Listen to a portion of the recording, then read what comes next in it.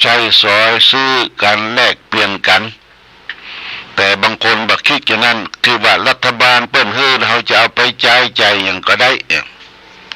แต่เราต้องรู้ต้องเข้าใจจะไปลึกจะไปหลืนนำไปเนาะเขาก็จ่ายให้มันเป็นประโยชน์ต่อตัวเองครอบครัวสังคมถือโภคทรัพย์มีเงินมีทองแล้วก็จ่ายให้มันเป็นประโยชน์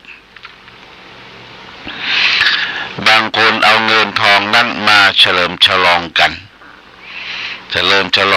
พิษข้องมองใจเอาละกุยตีกันบุบกันในวงเล่าหั่นน่ะคนเฮาเนี่ยเนาะมันบ่ฮู้จักสำนึกตัวพอมีเงินมีทองเข้ามาก็จะเฉลิมฉลองกันละบางคนอิ่มปรี้พีมวนเอาเงินเอาทองมาบ่ใจอย่างละเก็บละเนี่ยเป็นให้จ่ายให้มันเป็นประโยชน์ซื้อนั่นซื้อนี่มันจะได้สารพัดพัดเปลี่ยนกันในสังคมมนุษย์มีการซื้อขายจ่ายแลกเพื่อว่าฟื้นฟูเศรษฐกิจการดำเนินชีวิตที่จะต้องเอื้ออาทรต่อกันญาติโยมอันนี้เงินทองเป็นจะหยิบยื่นปันให้แก่คนที่ไร้โอกาสและมีเลขประจำตัวท้ายโดยเลขนั่นเลขนี้แต่ตุเจ้าบ่ได้เนอะญาติโยมตุเจ้าเป็นคนนอกเส้นบ่ได้ตัวเบิ้นแต่ตุเจ้าก็ได้รับความอุปถัมภ์อุปถากจากญาติโยมท่านสาธุชนทั้งหลายคืออยู่วัดวาอารามได้รับการอุปถัมภ์อุปถากหลายอย่างหลายประการโดยน้ำโดยปัจจัยสี่คืออาหารบิณฑบาตผ้านุ่งขัวใบจีวรจัดเสนาสนะให้อยู่แล้วก็ดูแลเรื่องโรคภัยไข้เจ็บนานาต่างๆนี่เป็นชาวพุทธที่เราพึงกระทำนี่แก่สังฆประสงค์ชูสมณชีพราหมณ์นี่เป็นเรื่องที่เราอยู่ร่วมกันอย่างสร้างสรรค์และมีความสุขวันนี้จะเอาหลักธรรมนำมาฝากคือแก่ญาติโยมหลักธรรมนี้เป็นคลังธรรมเรื่องของมูลเหตุแห่งความชั่วและมูลเหตุแห่งความดีมูลเหตุคือรากเหง้าของอกุศลมูลกถาว่าโดยรากเหง้าของอกุศลมูลมี3ประการคือ1โลภะอยากได้2โทสะคิดประทุษร้ายเขา3โมหะหลงไม่รู้จริงพระพุทธเจ้าตรัสไว้ในพระไตรปิฎกเล่มที่20หน้า960ว่าตีนิอากุศลมูรานิโลโภอักสุลมูรังโทโสอากุศลมูรังโมโหอากุศลมูรังแปลว่าอากุศลมูล3คืออากุศลมูลคือโลภะ1อากุศลมูลคือโทสะ1อากุศลมูลคือโมหะ1โลภะโทสะโมหะเกิดขึ้นในตนย่อมเบียดเบียนตนมีจิตใจชั่วช้าเหมือนขุยไผ่เกิดขึ้นย่อมเบียดเบียนต้นไผ่ฉะนั้นนี่ญาติโยมก็ลองนั่งนึกตึกตรองดูความโลภความขี้โกรธโทโสโมโหและความหลงในรูปเสียงกลิ่นรสโผฏฐัพพะหลงในกรรมคุณ5โลภโกรธหลงเนี่ยถ้ามันกุ้มรุมสุมจิตใจเฮาย่อมเบียดเบียนคนให้มีจิตใจชั่ว ชั่วช้านะญาติโยมนะเพราะว่าเหมือนขุยไผ่ต้นไม้ไผ่มีขุยละเกิดขึ้นมาขุยไผ่เกิดขึ้นย่อมเบียดเบียนต้นไผ่ให้ตายฉะนั้นต้นไผ่จะตายนี่ก็มีขุยมันออกขุยก่อนต้นไม้ไล่ไม้ไผ่นี่ออกดอกออกดวงมีขุยมันก็จะปาต้นเก่าต้นเดิมน่ะตายไปโดยกิเลสที่เกิดขึ้นจากความโลภความโกรธความหลงก็เหมือนกันเตาสะสมมักโมงอยู่ในจิตในใจอยู่ตลอดเวลาเนี่ยมันทำลายของสุขภาพจิตสุขภาพกายเฮาเนี่ยสุดสมลงญาติโยมนะจิตใจบ่ตั้งมั่นชั่วช้ามีแต่โลภโมโทโสแล้วก็ร่างกายก็สุดสมไปด้วยจิตใจที่บ่ตั้งมั่นนั้นอันนี้คืออกุศลมูล3อย่างคือรากเหง้าที่เป็นความชั่วความโลภความโกรธความหลงทีนี้กุศลมูลกถาว่าด้วยรากเหง้าของความดีกุศลมี3เช่นเดียวกันแต่กี้เขาว่าโลภะโทสะโมหะเปิ้นจะเอาอ่างมามาเติมเข้าข้างหน้าเลยว่าอะโลภะอะนี่แปลว่าไม่เนี่ยอันนี้แปลว่าไม่แปลว่าน้องอนุชาแปลว่าน้องอนุก็คืออนุภรรยานี่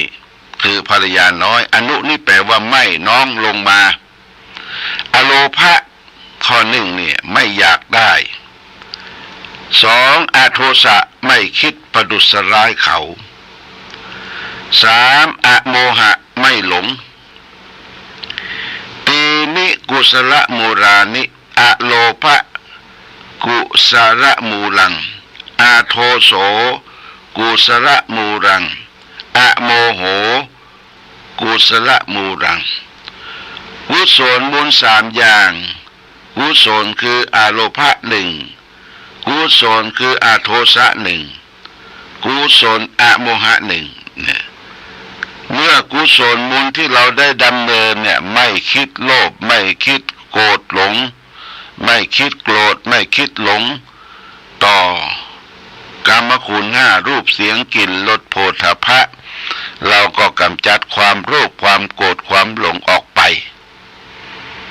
จิตใจเฮาก็เบา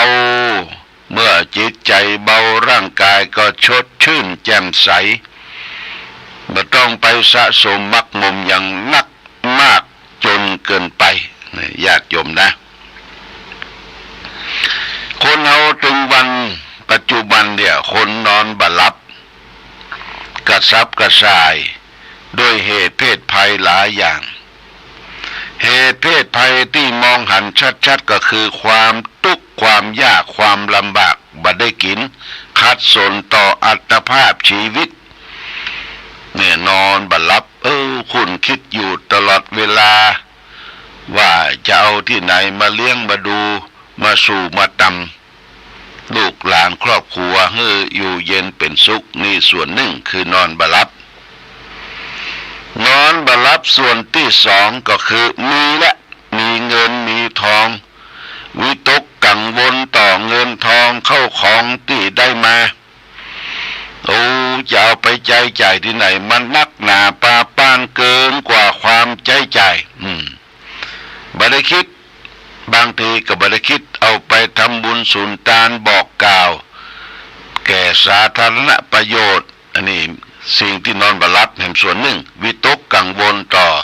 สมบัติพัสถานเข้าของเงินครองของตนเองที่มีอยู่อันนี้ประการที่2นอนบ่หลับประการที่3เกิดจากความวิตกกังวลต่อโรคภัยไข้เจ็บโรคภัยไข้เจ็บกำเมืองเปิ้นว่าเป็นโรคตาแจ้งโรคตาแจ้งคืนหุ่งมันตึงบ่หลับนะญาติโยมมันปิ้นซ้ายปิ้นขวาคูดญาติต้องหายุกหายานี่ครับตาหลับตานอนเดี๋ยวญาติโยมยาที่เขากินทุกวันก็เหมือนกัน จะเป็นยาโรคเกาต์เบาหวานยาโรคหัวใจนี่โอ้บางคนน่าสงสารญาติโยมยาเป็นกำมือนะกินข้าวแล้วยาเป็นกำมือ9 เม็ด10 เม็ดพุกเข้าปากแล้วเอาน้ำขล่องลักยาทั้งหลายทั้งปวงมียาแก้ปวดยาคลายเครียดยาวิตามินมีอันหมดอันเนี้ยมันก็ไปกระทบต่อร่างกายไปกระทบต่อไตเฮาเนี่ย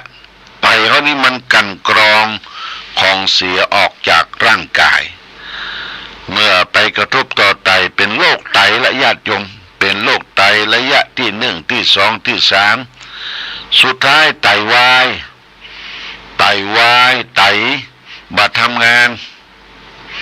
ต้องไปฟอกไตละเนาะไปฟอกไตอย่างที่เฮาอยู่กันถึงวันเฮาหมูกะที่เป็นไปฟอกโลหิตฟอกไตนะมันทึดเนี่ยญาติโยมที่โรงพยาบาลนี่นะโอ้บางคนก็ไป3 วันไปบางคนก็7 วันไปบางคนก็ไปวันเว้นวันทึดไปฟอกไตกันที่ไปฟอกไตกันผลกระทบก็คือเกิดจากการเสพการกินบางส่วนบางท่านอย่างคนใจแรงงานนี่ญาติโยมนะคนใจแรงงานแบกหามออกรถออกรางนี่จะต้องใช้กินน้ำที่กระตุ้นน้ำที่กระตุ้นมีน้ำอย่างพ่องญาติโยมแก้ให้หลับแก้ง่วงเหงาหาวนอนดื่มเข้าไปกระปี้กระเป๋าแต่มันไปทำลายไตมันทำลายไตเนี่ยญาติโยมถ้าไตเขาเสียแล้วโอ้ร่างกายทรุดโทรมหน้าตาบ่มีบ่มีมันมีความจำมีความดำไปหาหมอโอ้บางอีบ่ได้ต้องฟอกไตต้องฟอกไตละอันนี้ก็เขาก็ต้อง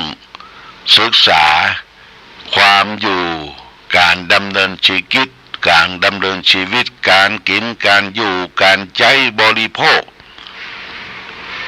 ยุกยารักษาไข้ตึงวันเนี่ยมันเป็นยา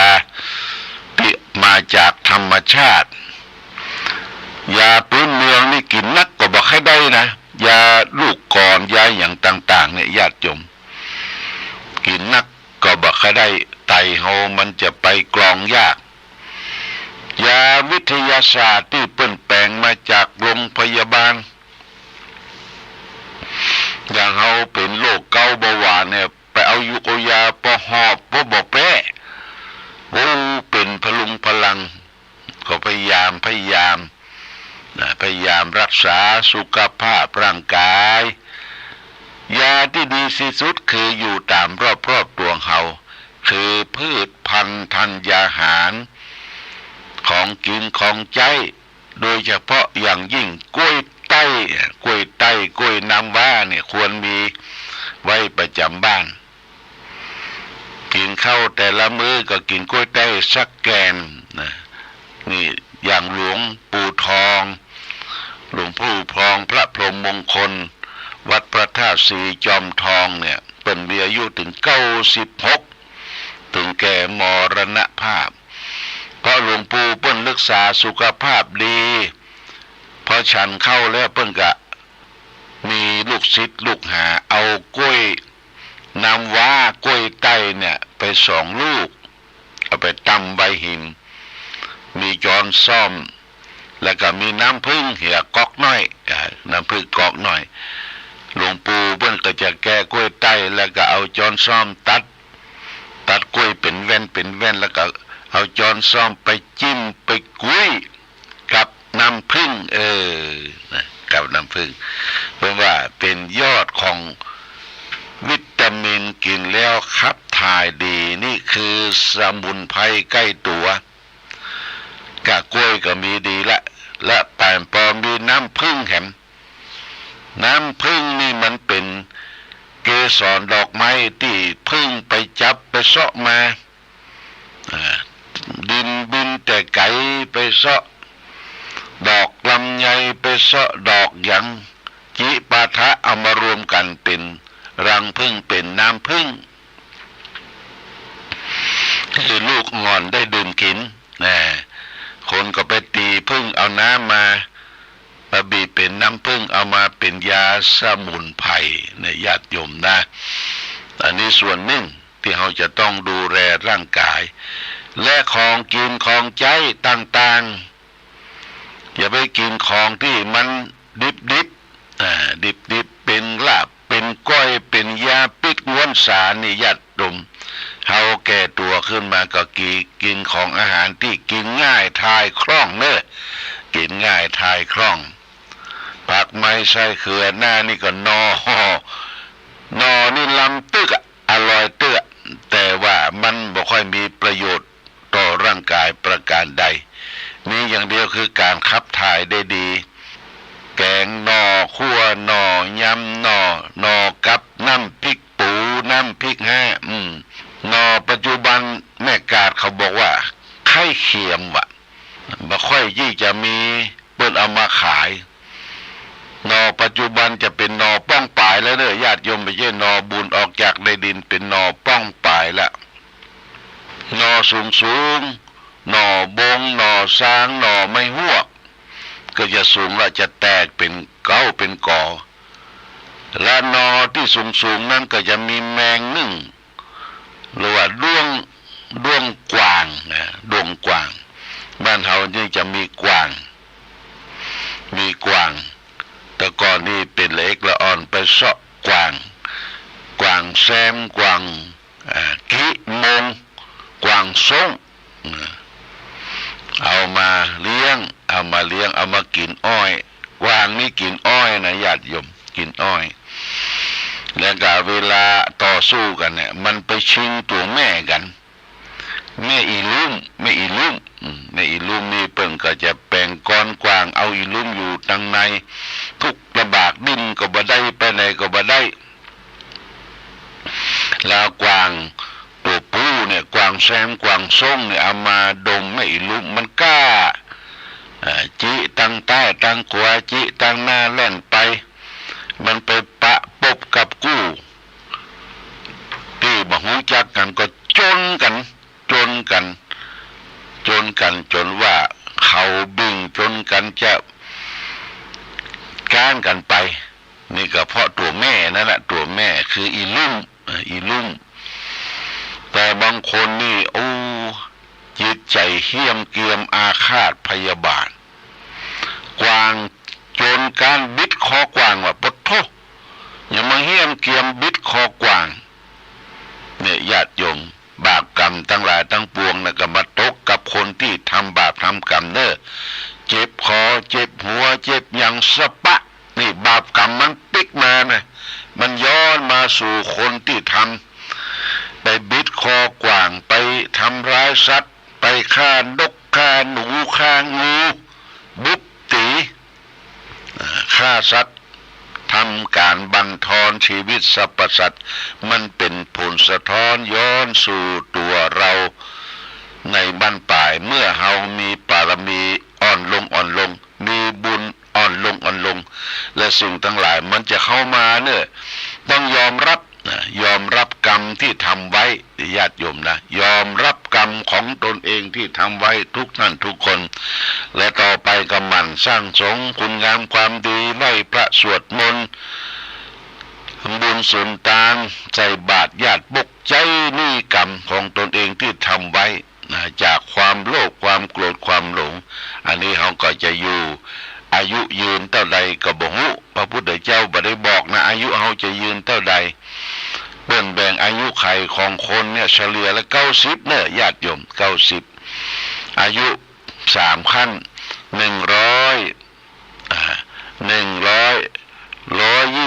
80ก่อน80 100แล้วก็120เนี่ยเขาจะได้แค่ไหนนั่นก็อยู่ที่เขาประพฤติปฏิบัติเอาละวันนี้รายการธรรมประทีปส่องต่างรายการธรรมประทีปส่องต่างก็ต้องขอลาก่อนขอผู้ฟังจงตั้งมั่นจิตหันษาด้วยธรรมะขององค์พระพุทธาได้ ได้นำพาให้เกิดความสุขสงบเย็นขอเจริญพร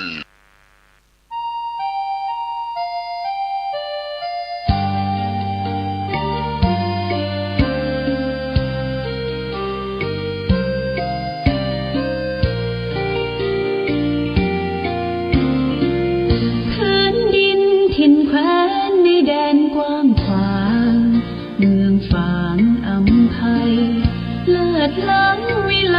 ชวนให้ไปหาทุ่งเขาเนาไพรหากใครได้มาม่วนใจนักหนาได้มาแอวเมืองฟ้าชุ่มเย็นช่ำล้ำเที่ยวทำตักเต่าแดนเก่าโบราณเรียบล้อลำธารเที่ยวดอยอ่างขาง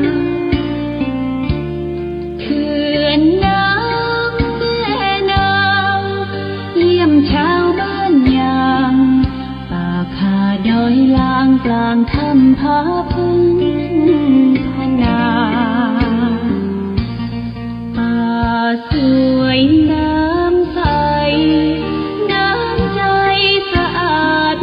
เมืองฟ้าธรรมชาติเสกสรรปั้นมาหลากพื้นเผ่าพันธุ์ร่วมกันพร้อมหน้า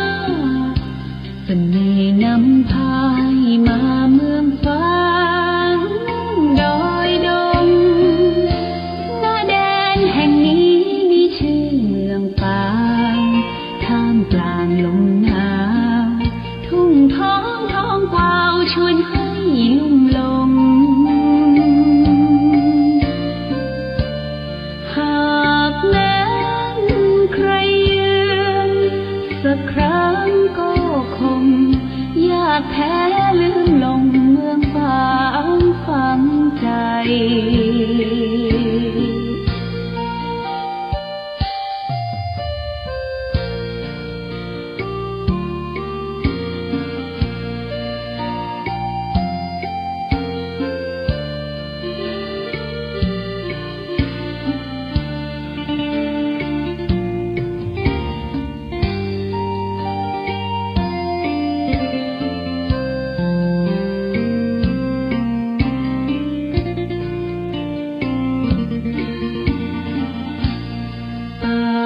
สวยน้ำใสน้ำใจสะอาดเมืองฟ้าธรรมชาติเสกสรรปั้นมาหลากพื้นเผ่าพันธุ์ร่วมกันพร้อมหน้าเสน่ห์นำพายมาเมืองฟ้าดอยดงแห่งนี้มีชื่อเมืองปางท่ามกลางลมหนาวทุ่งท้องกวาวชวนให้ลุ่มลงหากแม้นใครยืนธงชาติและเพลงชาติไทยเป็นสัญลักษณ์ของความเป็นไทยเราจงร่วมใจยืนตรงเคารพธงชาติด้วยความภาคภูมิใจในเอกราชและความเสียสละของบรรพบุรุษไทยประเทศไทยรวมและเชื้อชาติไทยเป็นประชารัฐผ้าไทยของไทยทุกส่วนอยู่ดำรงคงไว้ได้ทั้งมวลด้วยไทยล้วนหมายรักษาพันยินไทยนิรักสงบแต่ถึงรบไม่กล้าเอกราชจะไม่ให้ใครคุมขีสละเลือดทุกอย่างเป็นชาติทะเลพระดวงประเทศชาติไทยทวีมีชัยชโย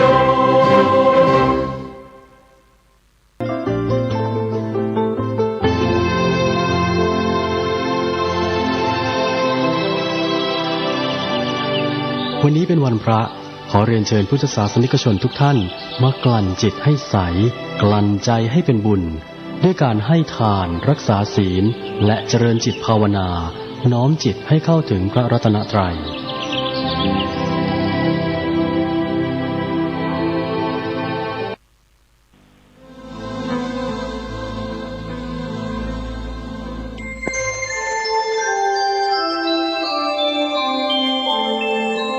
ขณะนี้ท่านกำลังฟังสถานีวิทยุกระจายเสียง FM 104.5 เมกะเฮิรตซ์มางานศพได้ฟังธรรมนำสงบทำบุญครบอุทิศผลกุศลส่งมางานศพได้ฟังธรรมคำพระโปร่งไม่มีใครจะยืนยงคงชีวีขอถวายความน้อมน้อมแด่พระรัตนตรัย มีพระพุทธเจ้าเป็นต้นขอถวายความเคารพพระมหาเถระพระเถรานุเถระเจ้าคณะพระสังฆาธิการมีพระเดชพระคุณพระธรรมเสนาบดีเจ้าคณะภาค7วัดพระธาตุดอยสุเทพเป็นต้นและความอวยพรในท่านผู้ฟังท่านผู้ชมสาธุชนพุทธบริษัททั้งหลายวันนี้รายการพระไตรปิฎกลอยฟ้าก็ลอยมาจากวัดโพศูนย์ปฏิบัติธรรมวัดพระธาตุดอยสุเทพไอกันนาเมืองทานลินประเทศเอสโตเนียเหมือนเดิม2-3 วันมานี้หลังจากที่กลับจากลัตเวียฟินแลนด์และสวีเดนก็มาพบกับบรรยากาศความหนาวเหน็บในเกาะไอกันนาเมืองทานลินเหมือนเดิม เหมือนก่อนที่จะเดินทางไปแต่ว่าที่อื่นเขาร้อนอย่างไปฟินแลนด์ก็ร้อนไปลัตเวียก็ร้อนสวีเดนก็ร้อนจะโดนฝนหน่อยตอนเย็นเป็นที่สวีเดนตอนนี้ก็เลยเสียงยังไม่ค่อยออก เสียงยังไม่ค่อยออกต้องขออภัยเนี่ย ยังมีหวัดลงคออยู่ก็ไม่เป็นไรรายการของเราก็ยังเหมือนเดิมออกอากาศ5 สถานีวิทยุ ทั้งวัดพระธาตุดอยสุเทพวัดฝ่ายหินวัดปากทางเจริญวัดพระพุทธบาทอุดมหรือนโมสาวาและมจรวิทยาลัยสงฆ์นครลำปางโดยมีพ่อครูวันลบนามวงพรหมเป็นผู้อำนวยการอาจารย์มหาประสิทธิ์เป็นหัวหน้าสถานี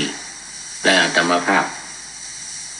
เนี่ยพระครูปริยัติยานุศักดิ์เป็นผู้บรรยาย ตอนนี้ขอต้อนรับ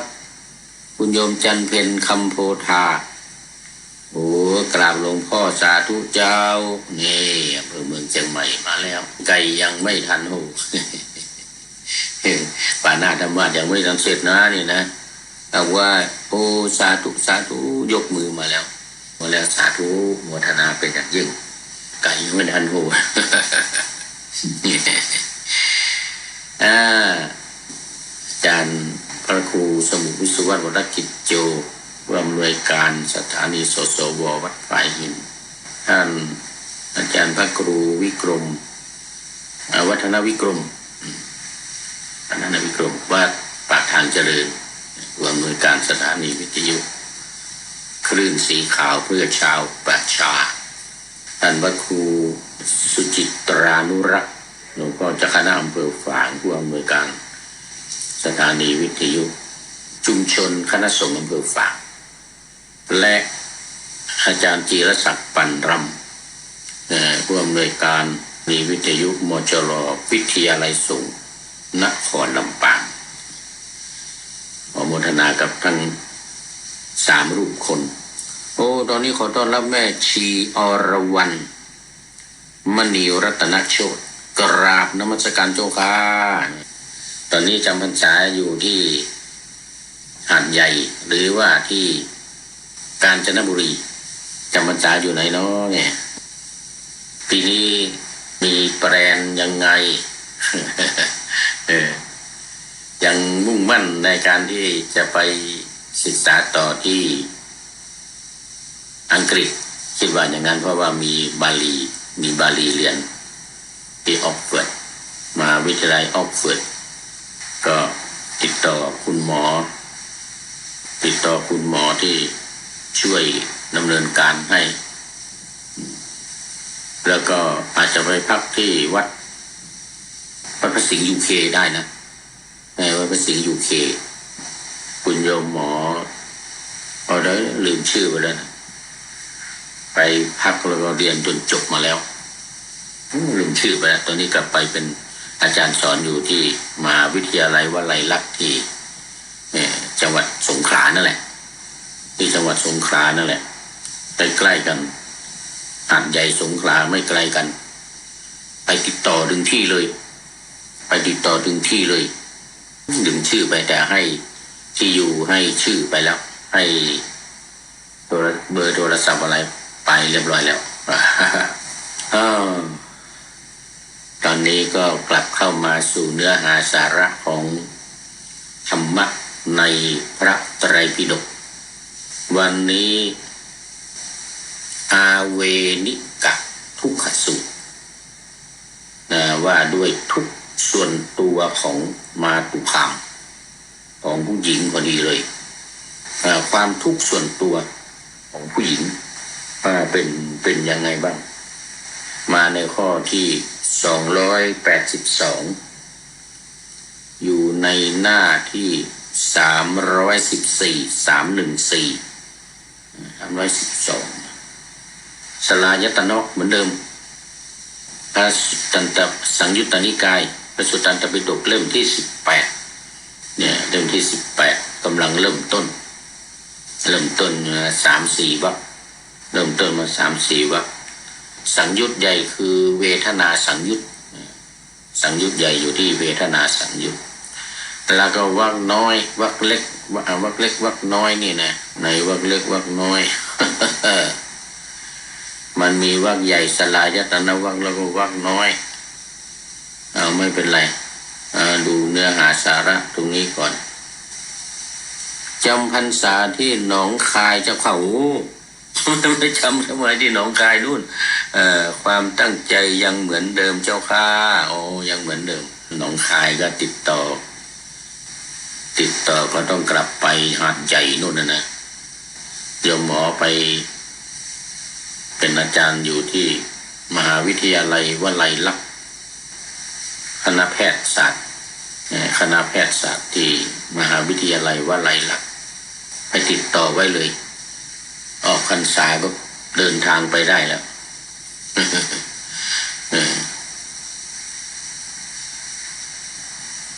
เรียนภาษาบาลีแต่หอพักก็มีมันน่าจะได้อยู่หอพักชอบวัดก็อยู่วัดชอบหอก็อยู่หอไม่เป็นไรอยู่วัดได้เอาแล้วตอนนี้อาเวนิกะทุกขสูตรนี่เป็นความทุกข์ส่วนตัวของผู้หญิงพระพุทธองค์ตรัสว่าภิกษุทั้งหลายความทุกข์ส่วนตัวของมาตุคาม5ประการจะได้รับที่จะได้รับนะยกเว้นบุรุษนะนี่ไม่เป็นไรไม่ได้รับ5ประการนี้นะ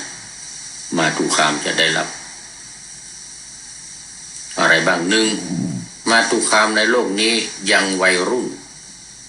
ไปสู่ตระกูลสามีห่างจากหมู่ญาติ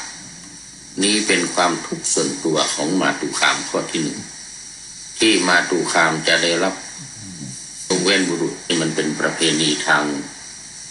ของอินเดียมาโบราณมาเลยสมัยพุทธองค์มาแล้วผู้หญิงต้องไปอยู่บ้านผู้ชายเวลาแต่งงานแต่ที่ว่าต้องเป็นทุกข์ต้องเดือดร้อนนี่ก็เพราะว่าตัวคนเดียวไปอยู่บ้านสามีต้องสู้รบตบมือกับแม่ผัวเนี่ยนะตัวสำคัญล่ะ แม่ผัวแล้วก็พี่น้องของสามีตัวสำคัญแม่ผัวพ่อผัวเนี่ยที่มีปัญหาเผากันฆ่าลูกสะใภ้ในประเทศอินเดียปัจจุบันซึ่งมีเรื่อยมาตั้งแต่สมัยพุทธกาลมาจนถึงปัจจุบันนี่นะมันก็เป็นเพราะเรื่องนี้แหละมันจึงเป็นทุกข์ใหญ่ของผู้หญิงในอินเดียแต่ประเทศอื่นก็อาจจะไ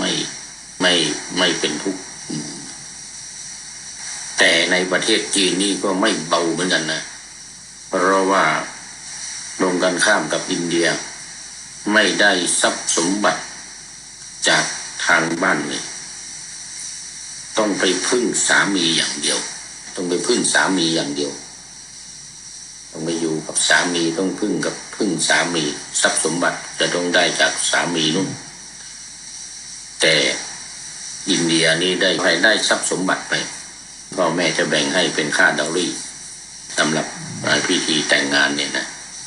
จะได้ทรัพย์สมบัติไปตามความต้องการของฝ่ายชายแต่ว่าเมื่อได้ไปแล้วเนี่ยพวกมันไปอยู่ในความลำบากทุกข์ยากจะโดนยึดเมื่อไรจะโดนเผาตายเมื่อไรโดนฆ่าเมื่อไรว่าตัวคนเดียวไปอยู่กับเขาเป็น10ทำอะไรเนี่ยมันผิดก็เป็นถูกก็เป็นผิดถ้าเขาว่าผิดเนี่ยมันก็ต้องยอมมีปัญหามากเลยแล้วถ้าสามีตายอีกนะยิ่งไปใหญ่เลยเป็นไม่ให้อยู่บ้านอีกทรัพย์สมบัติก็ยึดหมดแล้วก็ไล่ออกจากบ้านอีก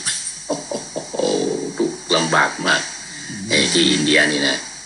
ปัจจุบันนี่แหละเนี่ยตั้งแต่อดีตมาจนถึงปัจจุบันยังเหมือนเดิมเป็นปัญหามากฉะนั้นข้อหนึ่งเนี่ยมาตุคามผู้หญิงในโลกเนี่ยนะยังวัยรุ่นเนี่ยนะหรือวัยรุ่นก็ตามเนี่ยส่วนใหญ่เด็กๆนะอินเดียนี่แต่งงานบางทีอายุ7 ขวบ 15 ขวบ 12 ขวบนี่แต่งงานแล้ว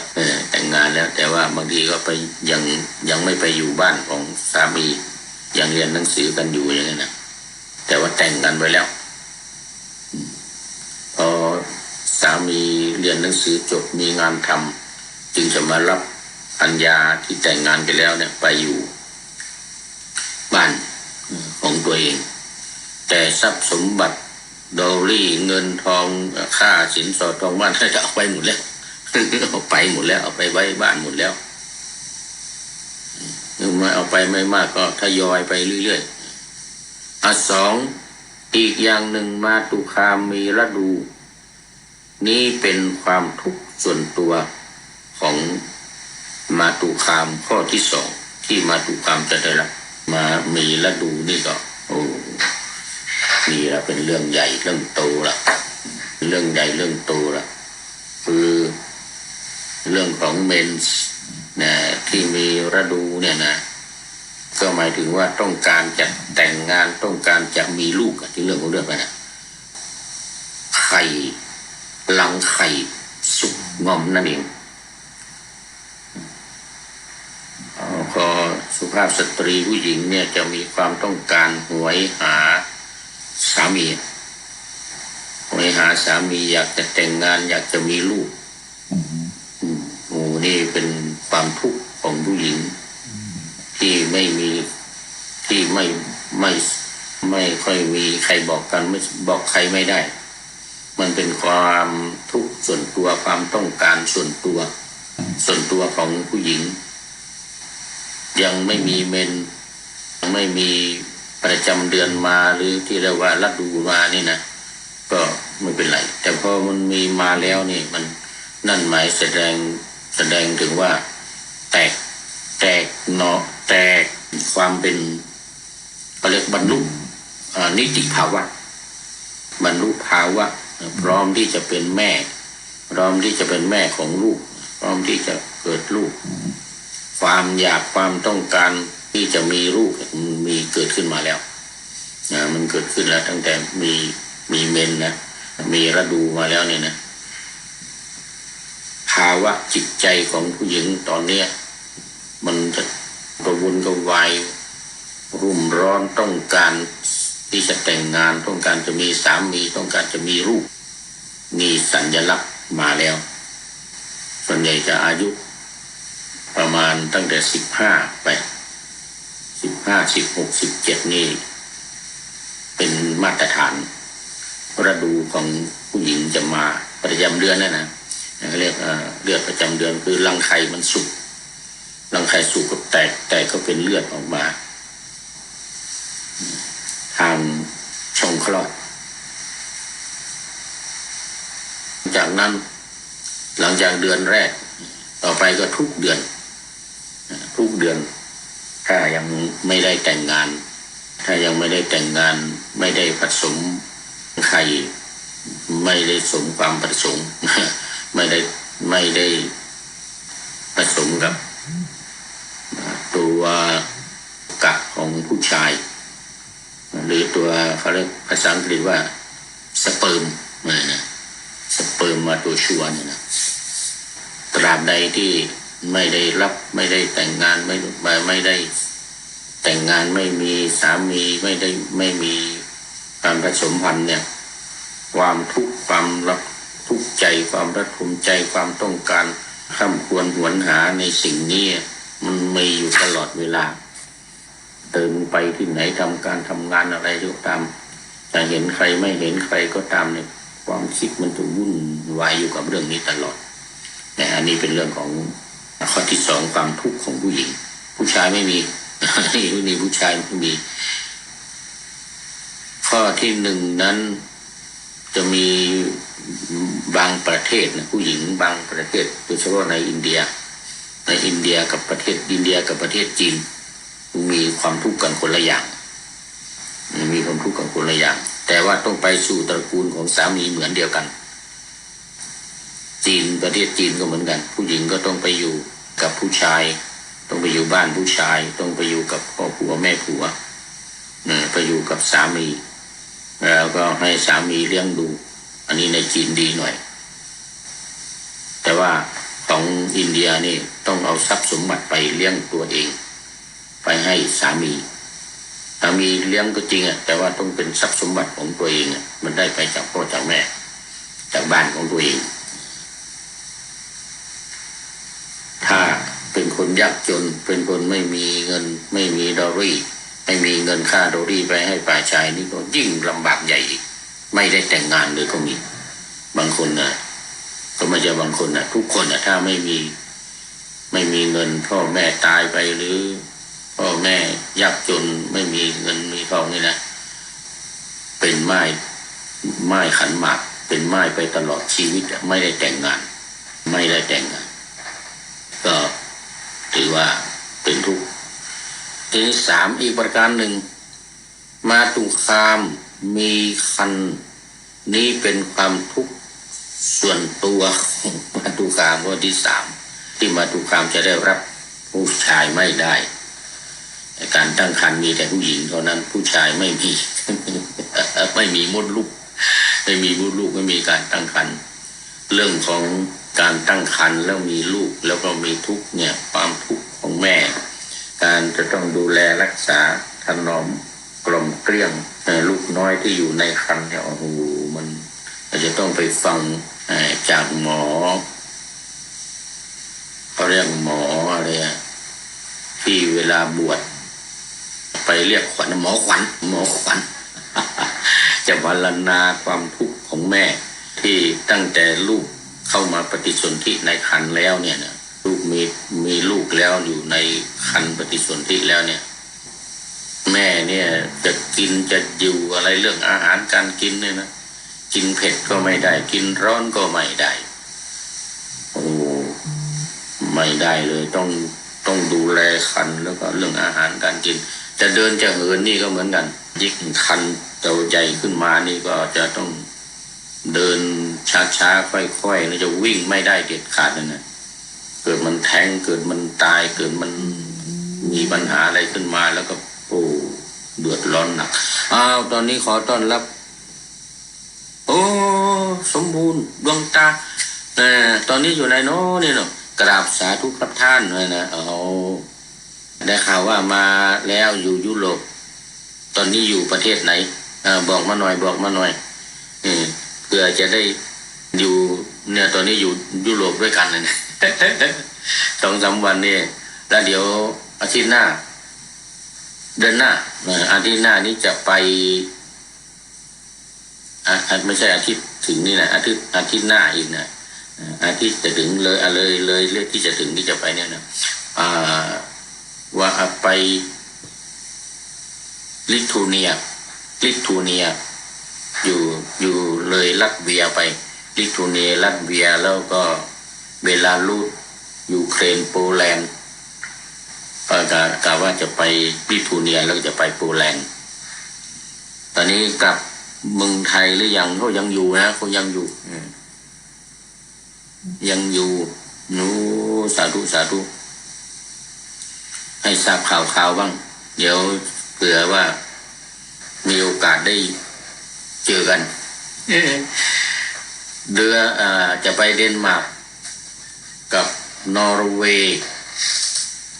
เดนมาร์กนอร์เวย์เดือนตุลาวันที่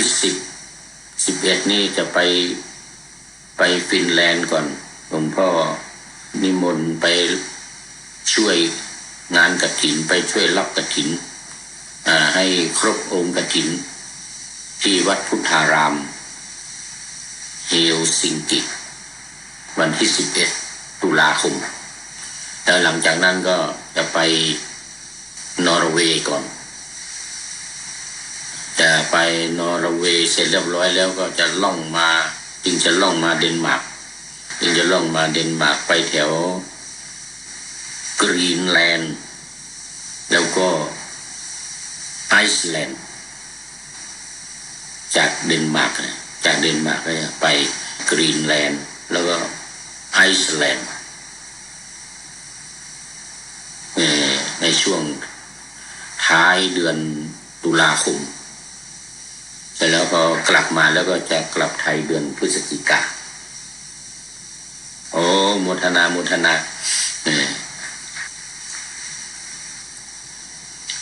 แล้วตอนนี้มาข้อที่3ว่าไปแล้วตั้งครรภ์ผู้หญิงที่ตั้งครรภ์นี่เป็นทุกข์มากแล้วก็เป็นทุกข์ส่วนตัวด้วยใครไม่มีด้วยต่อไปข้อที่4อีกประการหนึ่งมาตุคามคลอดบุตรนี่เป็นความทุกข์ส่วนตัวของมาตุคามข้อที่4โอ้โหอันนี้มาฟังในประพันธ์เรื่องแม่ที่เขารำพันก็หมอขวัญอีกที่รำพันเกี่ยวกับลูกการเลี้ยงลูกหลังจากคลอด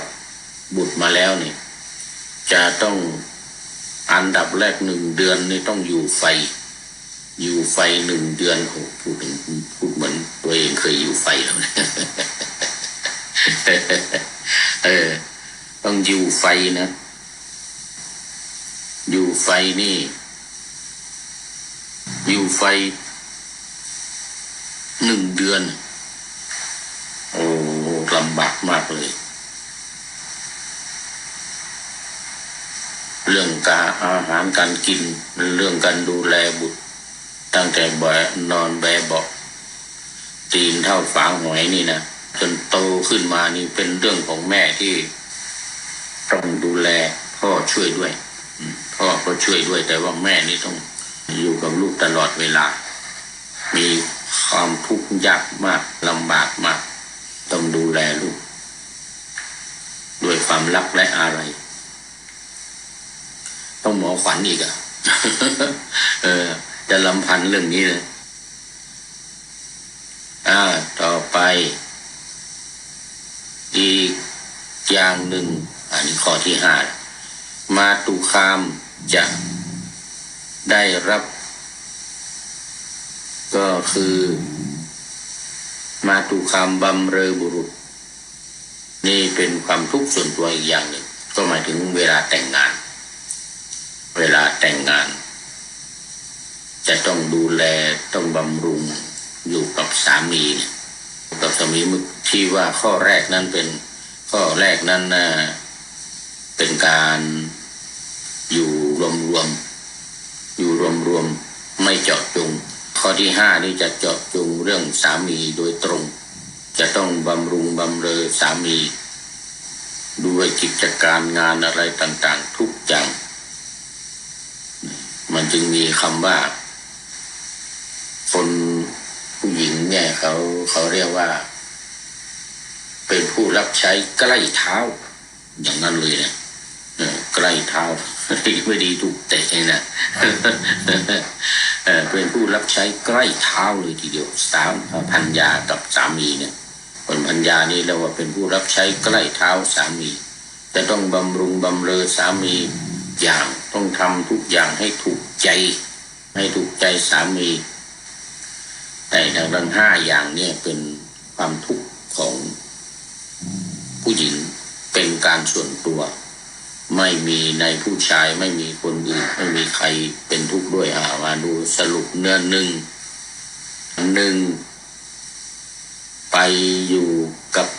ตระกูลสามีที่บ้าน2มีฤดูหรือประจำเดือน3มีครรภ์4คลอดลูกและ5บำรุงบำเรอสามีทั้ง5อย่างนี้เป็นความทุกข์ส่วนตัวของมาตุคามหรือของผู้หญิงที่จะต้องมีกันทุกคนแล้วแต่ว่าขั้นตอนต่างๆใครจะมีมากมีน้อยเช่นอย่างที่ยังไม่ได้แต่งงานก็จะข้อ5นี่ก็ยังไม่มีข้อ4ก็จะไม่มียังไม่ได้ไปสู่เรือนสามีนี่นะข้อ4ข้อ5นี่จะยังไม่มีข้อ3มีครรภ์ก็ไม่มี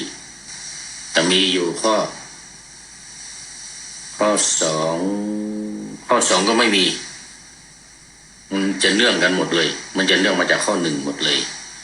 มีข้อ1ข้อเดียวที่เป็นเอกเทศแต่2 3 4 5เนื่องมาจากข้อที่1เพราะฉะนั้นในจำนวน5ข้อในข้อที่1สำคัญที่สุดคือการได้แต่งงานและไปอยู่บ้านของสามีไปอยู่กับตระกูลของสามีพ่อผัวแม่ผัวพี่น้องพี่สะใภ้พี่ของสามีน้องของสามีเนี่ยเรียกว่าไปอยู่ตระกูลในตระกูลของสามีเป็นข้อสำคัญเป็นต้นเหตุของข้อ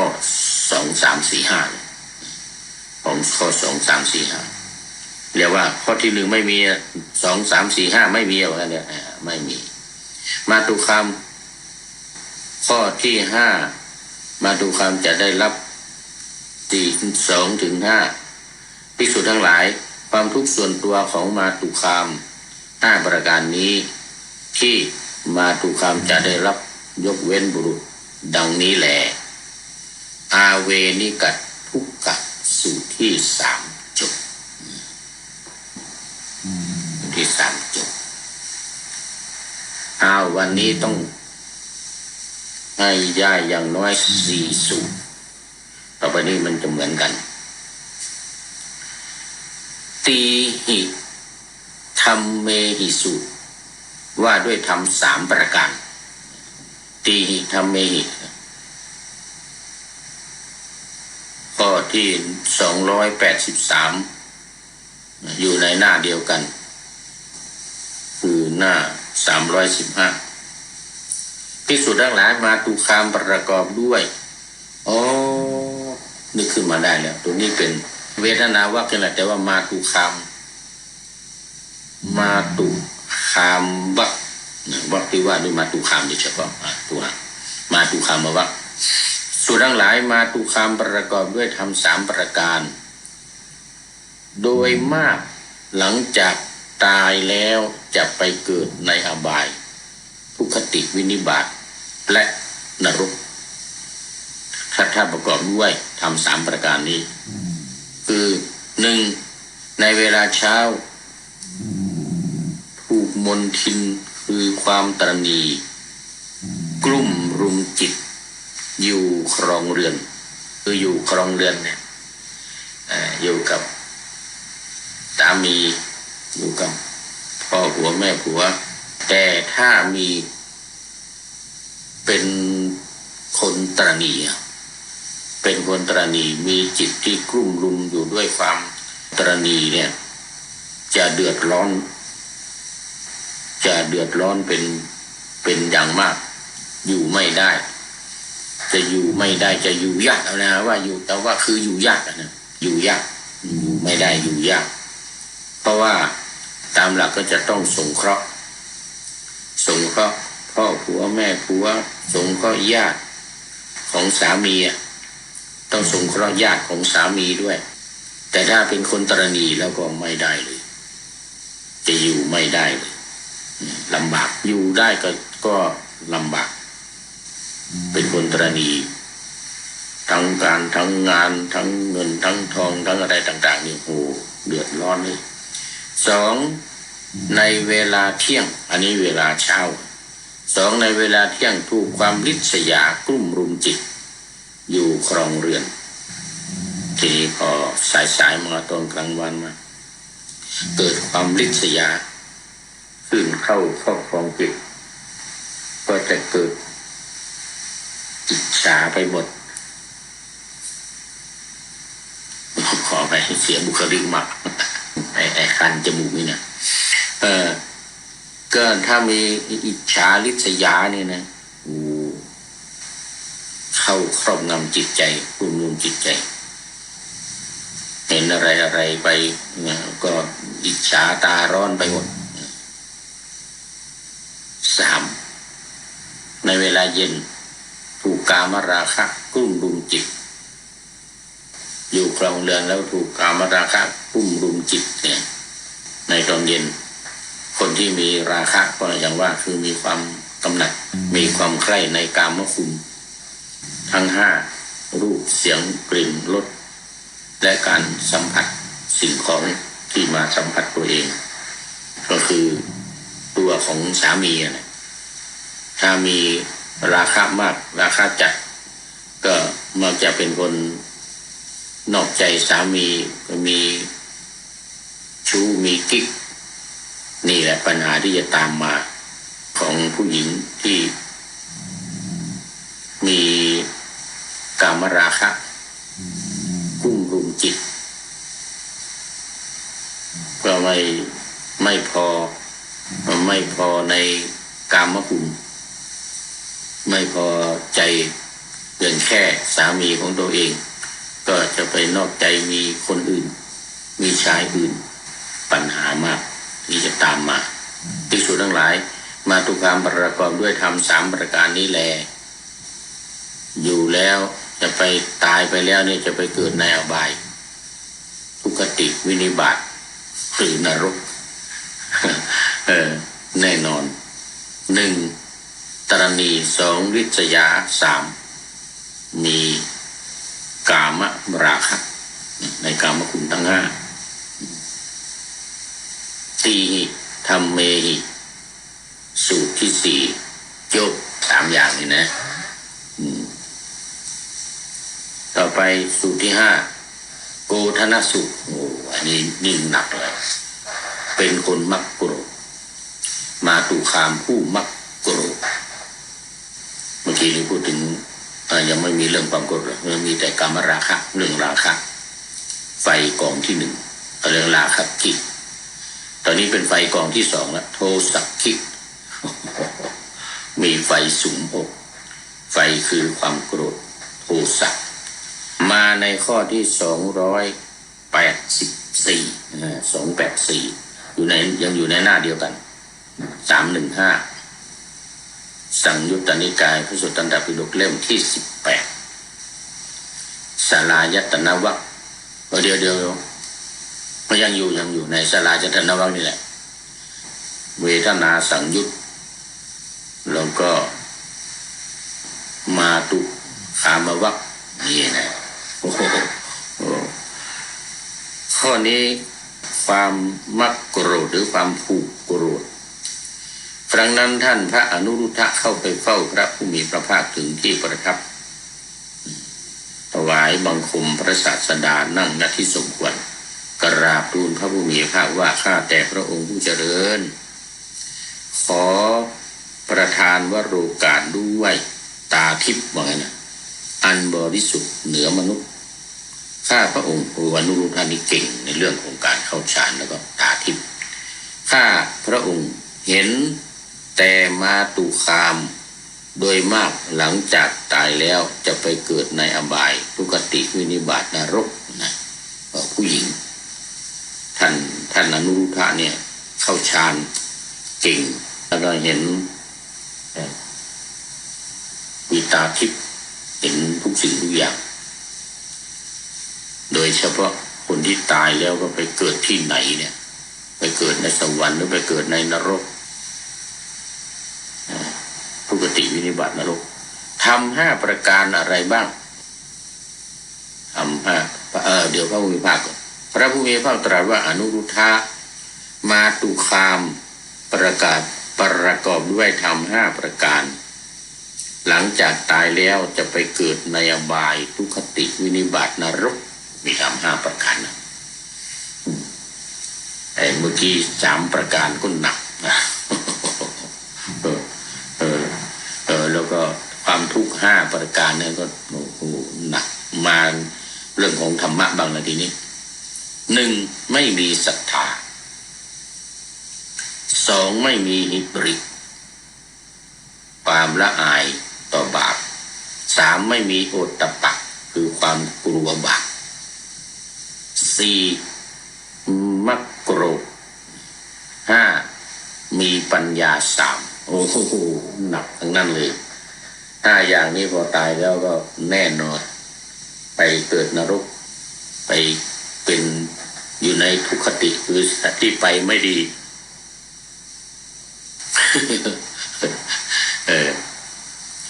แล้วก็มีปัญญา3อีกปัญญาไม่ดีความรู้ไม่ดีก็แย่อนุรุทธะมาตุคามประกอบด้วยทำ5ประการนี้แหละ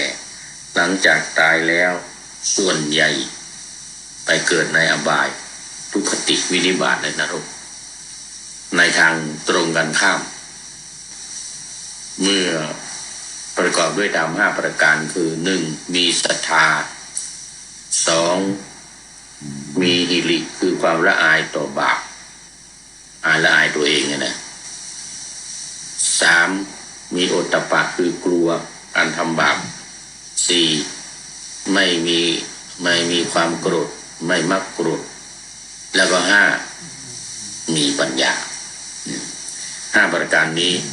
มาตุคามที่ประกอบด้วยทำ5ประการนี้ส่วนใหญ่ก็ไม่ไปสู่อบาย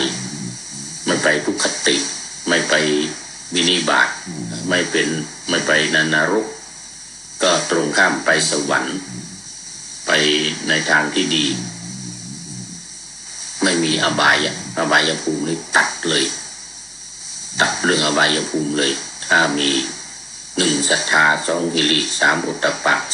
4ไม่โกรธ5มีปัญญาอันนี้ก็เป็นคุณสมบัติที่มาตุคามพึงมีพึงได้แต่ถ้าตรงกันข้ามนี้ก็ไปนรกอย่างเดียวโอทนาสูตรที่5จบ6อุปนาหีสูตรว่าด้วยมาตุคามผู้มักผูกโกรธเมื่อกี้นี้โกรธแต่ว่าตอนนี้ผูกโกรธไว้มันจะมีขั้นตอนของมัน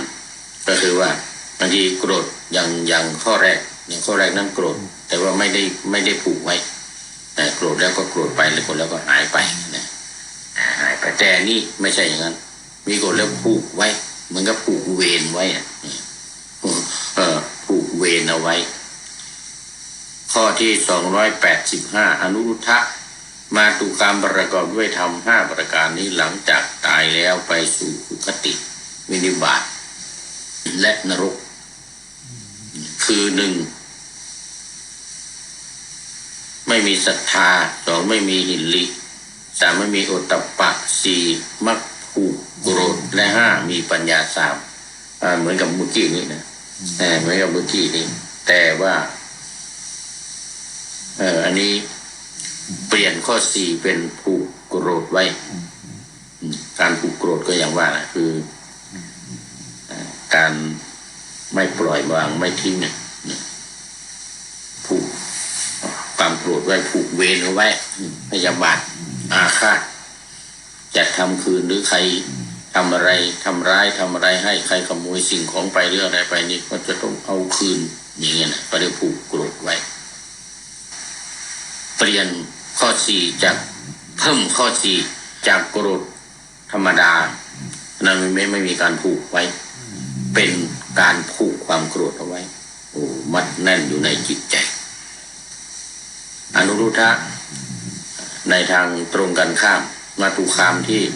ประกอบด้วยธรรม5ประการนี้ก็คือ1มีศรัทธา2มีหิริคือความละอายต่อบาป3มีโอตตัปปะความกลัวต่อบาป4ไม่ผูกโกรธเอาไว้มันมีโกรธเหมือนกันนะแต่ว่าไม่ได้ผูกไว้ในใจไม่อาฆาตไม่พยาบาทและ5มีปัญญามาตุคามที่ประกอบด้วยธรรม5ประการนี้แลไม่ไปนรกไม่ไปอบายคือนรกทุกขติและวินิบาตไปแต่สวรรค์ไปแต่ในทางที่ดีอุปนายิสูตรจบเป็นสูตรที่6โอ้วันนี้ได้เยอะนะ4 3 4 5ได้4ละ7จิตสุกีสูตรว่าด้วยมาตุคามผู้มักริษยาเมื่อกี้ข้างบนริษยาธรรมดาคราวนี้เอาใหญ่เลยมักริษยาเลยนี่อนุรุทธะมาข้อที่3 286นะ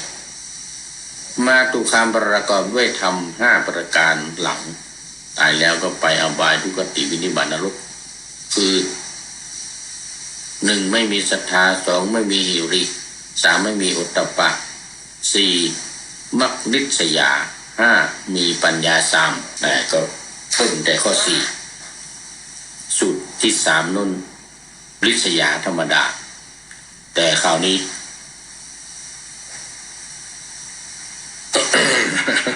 บอกไปวันนี้ชักแย่ยมสมบูรณ์ดวงตาเอามาจิตสกีสูตรจบต่อไปสูตรที่8เนี่ยเพิ่มแต่มักริษยานะข้อ4ตรงกันข้ามก็คือมีศรัทธาเหมือนเดิมนะมีศรัทธามีหิริโอตตัปปะไม่มักริษยาแล้วก็มีปัญญาต่อไปอีกสูตรหนึ่งที่8มัจฉรีละคราวนี้มาตุคามผู้มักตรณีอนุรุทธะในข้อนี้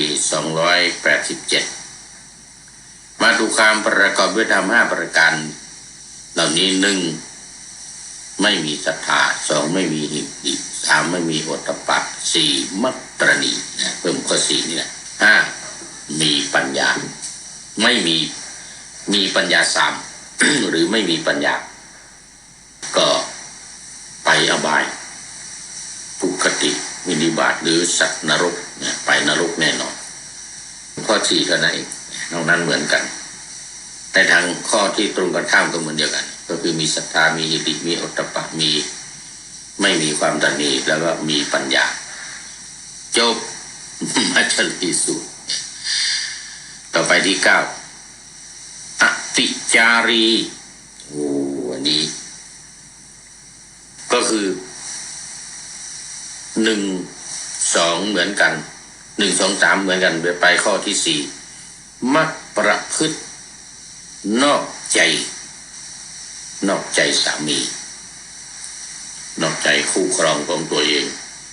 ไปมีกิ๊กมีชู้อันเดียวกันกิ๊กกับชู้นี่อันเดียวกันกิ๊กเป็นภาษาอังกฤษภาษาไทยก็มีชู้กับชายอื่น1 2 3เหมือนเดียวกัน ก็เพิ่มข้อสี่มักประพฤตินอกใจไม่ใช่นอกใจธรรมดามักประพฤตินอกใจนี่คือหนักเลยนอกใจธรรมดาบางทีก็มีบางทีก็มีตามโอกาสธรรมดาแต่ทำมักเนี่ยนะมีคำว่ามักขึ้นมานี่นะเหมือนกับมักลิษยาเนี่ยนะหนักเลยมีแน่นอนอันนี้ก็ไปนรกไปอบายแน่นอนนี่เหมือนกันในทางตรงกันข้ามก็เหมือนเดียวกันมีศรัทธามีหิริมีโอตตัปปะไม่มักนอกใจไม่มักประพฤตินอกใจไม่ประพฤตินอกใจเลยก็มีปัญญาด้วยอติจารีสูตรจบอีกโอ้โหวันนี้6 สูตรแล้วเอาแล้วตอนนี้ก็ขอต้อนรับพระเดชพระคุณหลวงพ่อสุทธิสงึมรำจากจังหวัดบุรีรัมย์โอ้โหนี่หลวงพ่อยังไม่หลับนะนี่ ดึกแล้วเข้ามาในตอนนี้โอ้นี่จะครึ่งกลางรายการเข้ามานานแล้วนี่ ขอบพระคุณพระเดชพระคุณหลวงพ่อเป็นอย่างมากนะที่ไม่ทอดทิ้งเป็นกำลังใจอยู่แม้จะดึกดื่นตื่นขึ้นมาก็อย่างอุตส่าห์เข้ามา Good morning นี่ Happy Birthday โอ้สาธุหัวใจด้วยยกขึ้นมาเต็มหน้าอกเลยหัวใจสีแดงโอ้ขอบพระคุณพระเดชพระคุณหลวงพ่อเป็นอย่างยิ่งเอาตามมาด้วยคุณโยม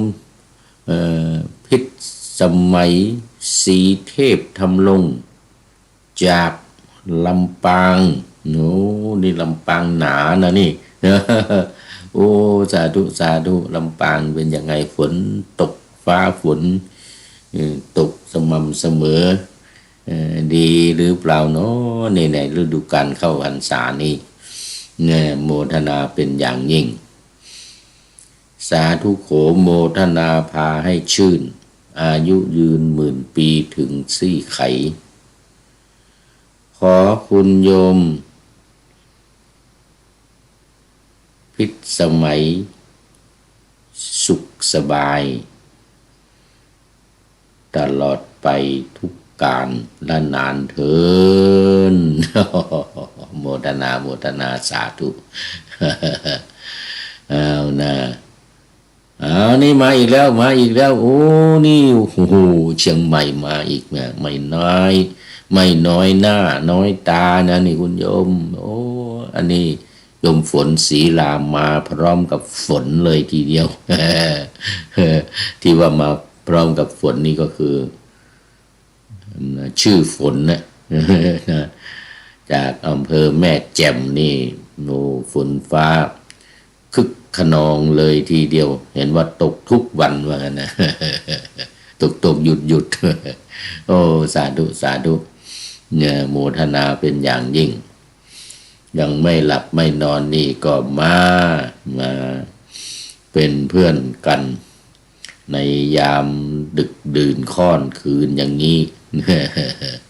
สาธุขอให้มีความสุขมีความเจริญหลับฝันดีตื่นก็มีความสุขเนี่ยเทวดารักษามีจิตใจแช่มชื่นเบิกบานตลอดกาลและนานสาธุ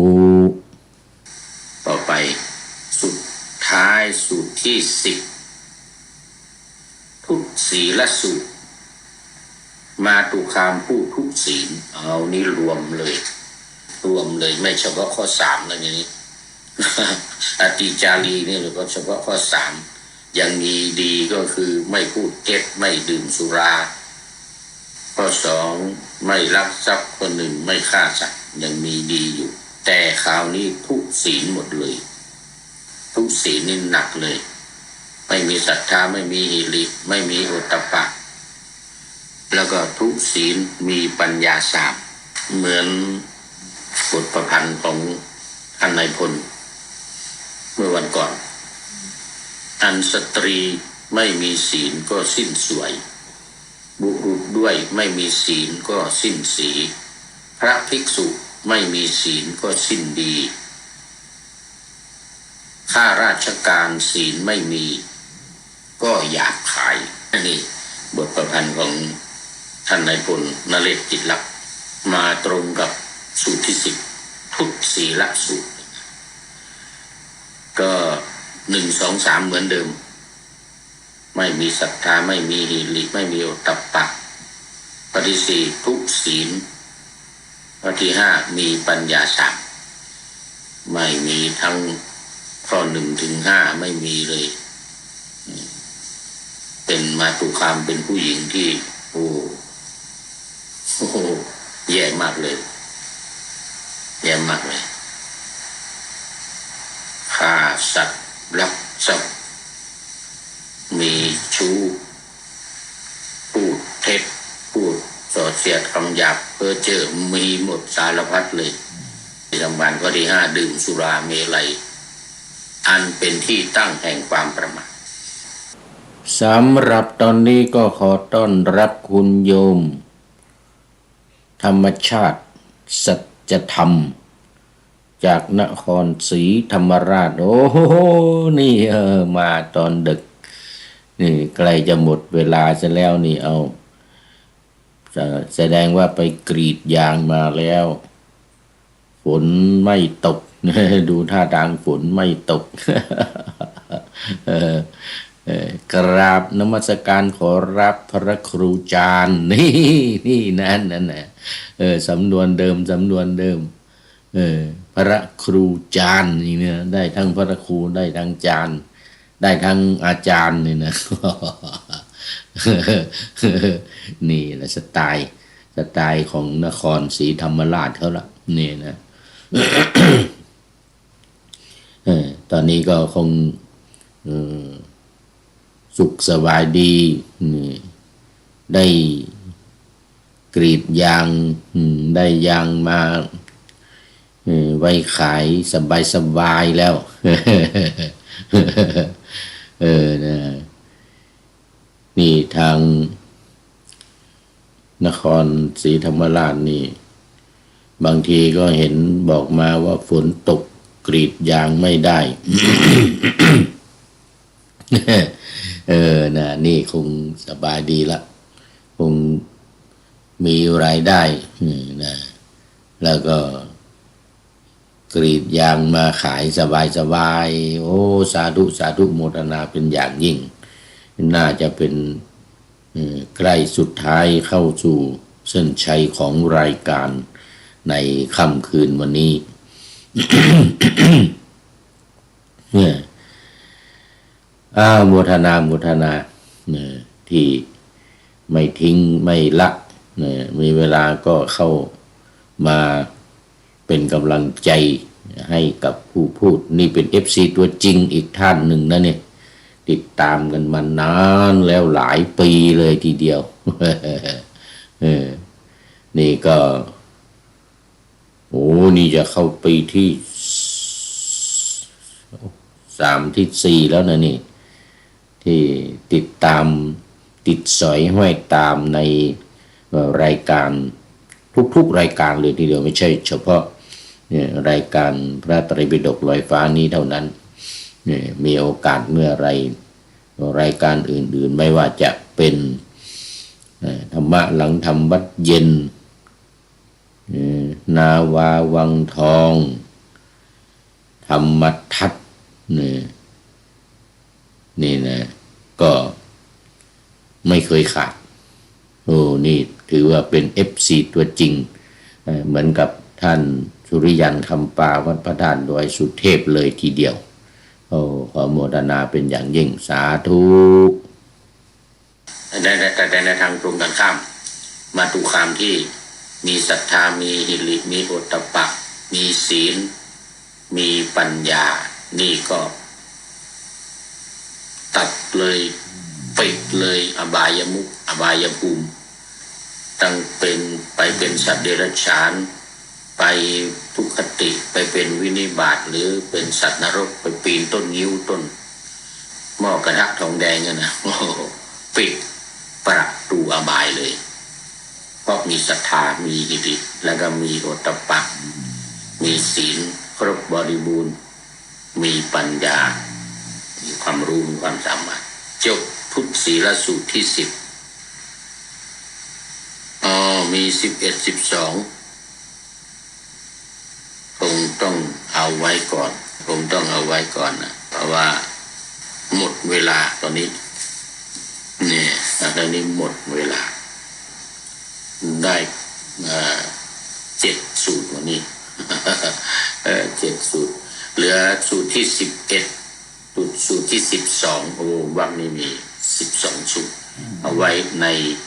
วันต่อไปอันนี้โยมสมบูรณ์ดวงตาก็เป็นท่านสุดท้ายเข้าสู่เส้นชัยของรายการวันนี้โมทนาเป็นอย่างยิ่งแล้วก็ทุกท่านที่ผ่านไปแล้วมีแม่ชีอรวรรณมณีรัตนโชติเป็นต้นขอโมทนากับทุกท่านท้ายรายการก็มีข้อคิดที่ปะหน้าธรรมะเอาไว้แล้ว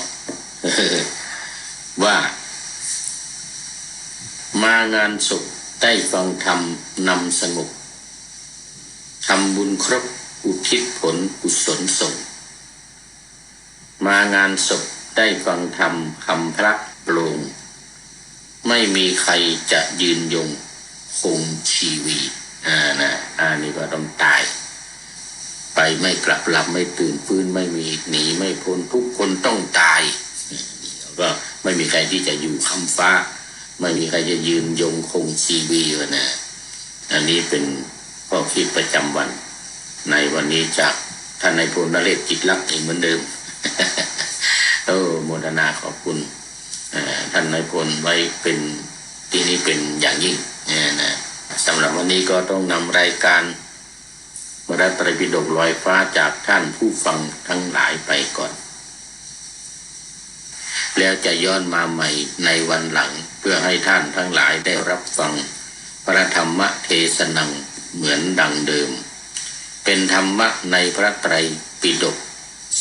3ธรรมบทอันงดงามบรรยายเสริมอธิบายใจความออกมาต่อเติมยกนิทานดั้งเดิมเสริมบทธรรมขอทุกท่านสุขกายสบายใจปรารถนาสิ่งใดอันเลิศล้ำจงเพิ่มพูนตามบุญงามและตามกรรมที่ได้บำเพ็ญไว้ทุกประการขอเจริญพร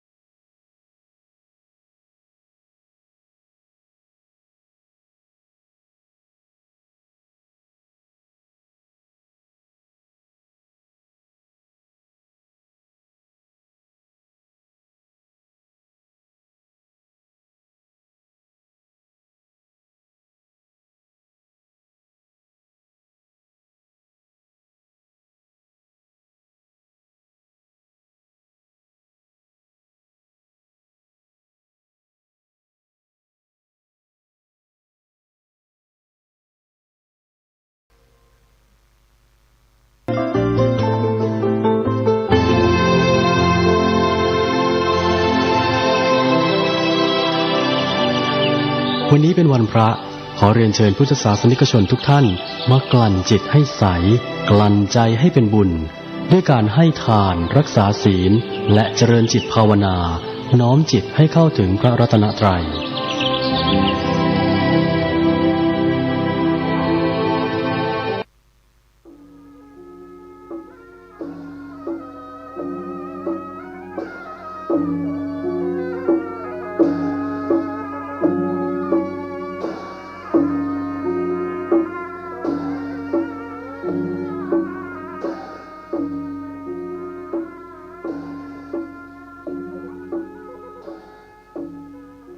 ขอความเจริญในธรรมและความผาสุกทางใจจงได้บังเกิดมีกับท่านสาธุชนคนดี ผู้เจริญในศีลผู้เจริญในธรรมทุกท่านพร้อมกันนี้ขอยกมือ10 นิ้วกราบอาราธนาเอาสิ่งศักดิ์สิทธิ์ทั้งหลายอันมีคุณของพระแก้วเจ้าทั้ง3พระพุทธพระธรรมพระสงฆ์คุณพ่อคุณแม่ผู้ฮื้อกำเนิดเกิดมาเป็นคนคุณของครูบาอาจารย์ผู้ฮื้อกำเนิดวิชาความรู้บุญศีลบุญทานที่ท่านทั้งหลายได้กระทำบำเพ็ญมาในอดีตและกำลังจะทำในเวลานี้เสื้อวัดเสื้อวาเสื้อบ้านเสื้อเมืองสิ่งศักดิ์สิทธิ์ทั้งหลายอันมีพระธาตุเจ้าดอยสุเทพจังหวัดเชียงใหม่พระธาตุเจ้าจังหวัดลำพูนหฤพูนชัยพระธาตุเจ้าลำปางหลวงจังหวัดลำปางพระธาตุเจ้าดอยจ้อแฮจังหวัดเมืองแป้พระธาตุเจ้าขิงแกงแจ้แห้งจังหวัดน่านพระธาตุเจ้าดอยตุงจังหวัดเชียงรายพระพุทธรูปเจ้าพระเจ้าตนหลวงจังหวัดพะเยาพระธาตุเจ้าดอยกองมูจังหวัดแม่ฮ่องสอนในล้านนาไทยตลอดถึงครูบาเจ้าศรีวิจัยนักบุญแห่งล้านนาไทยเป็นต้นขอยกมือ10 นิ้วกราบอาราธนา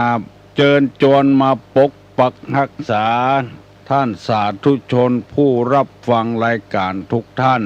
ก่อนที่จักได้ดำเนินรายการต่อไปนี้ขอเชิญชวนมวลท่านผู้ใจบุญทั้งหลายได้ปากันยกมือไหว้พระพุทธพระธรรมพระสงฆ์เพื่อเป็นสิริมงคลกับตัวกับครอบครัวกับการกับงานต่อไปพร้อมใจกันเด้ออาลังหังสัมมาสัมพุทโธภควาพุทธังภควันตังอภิวาเท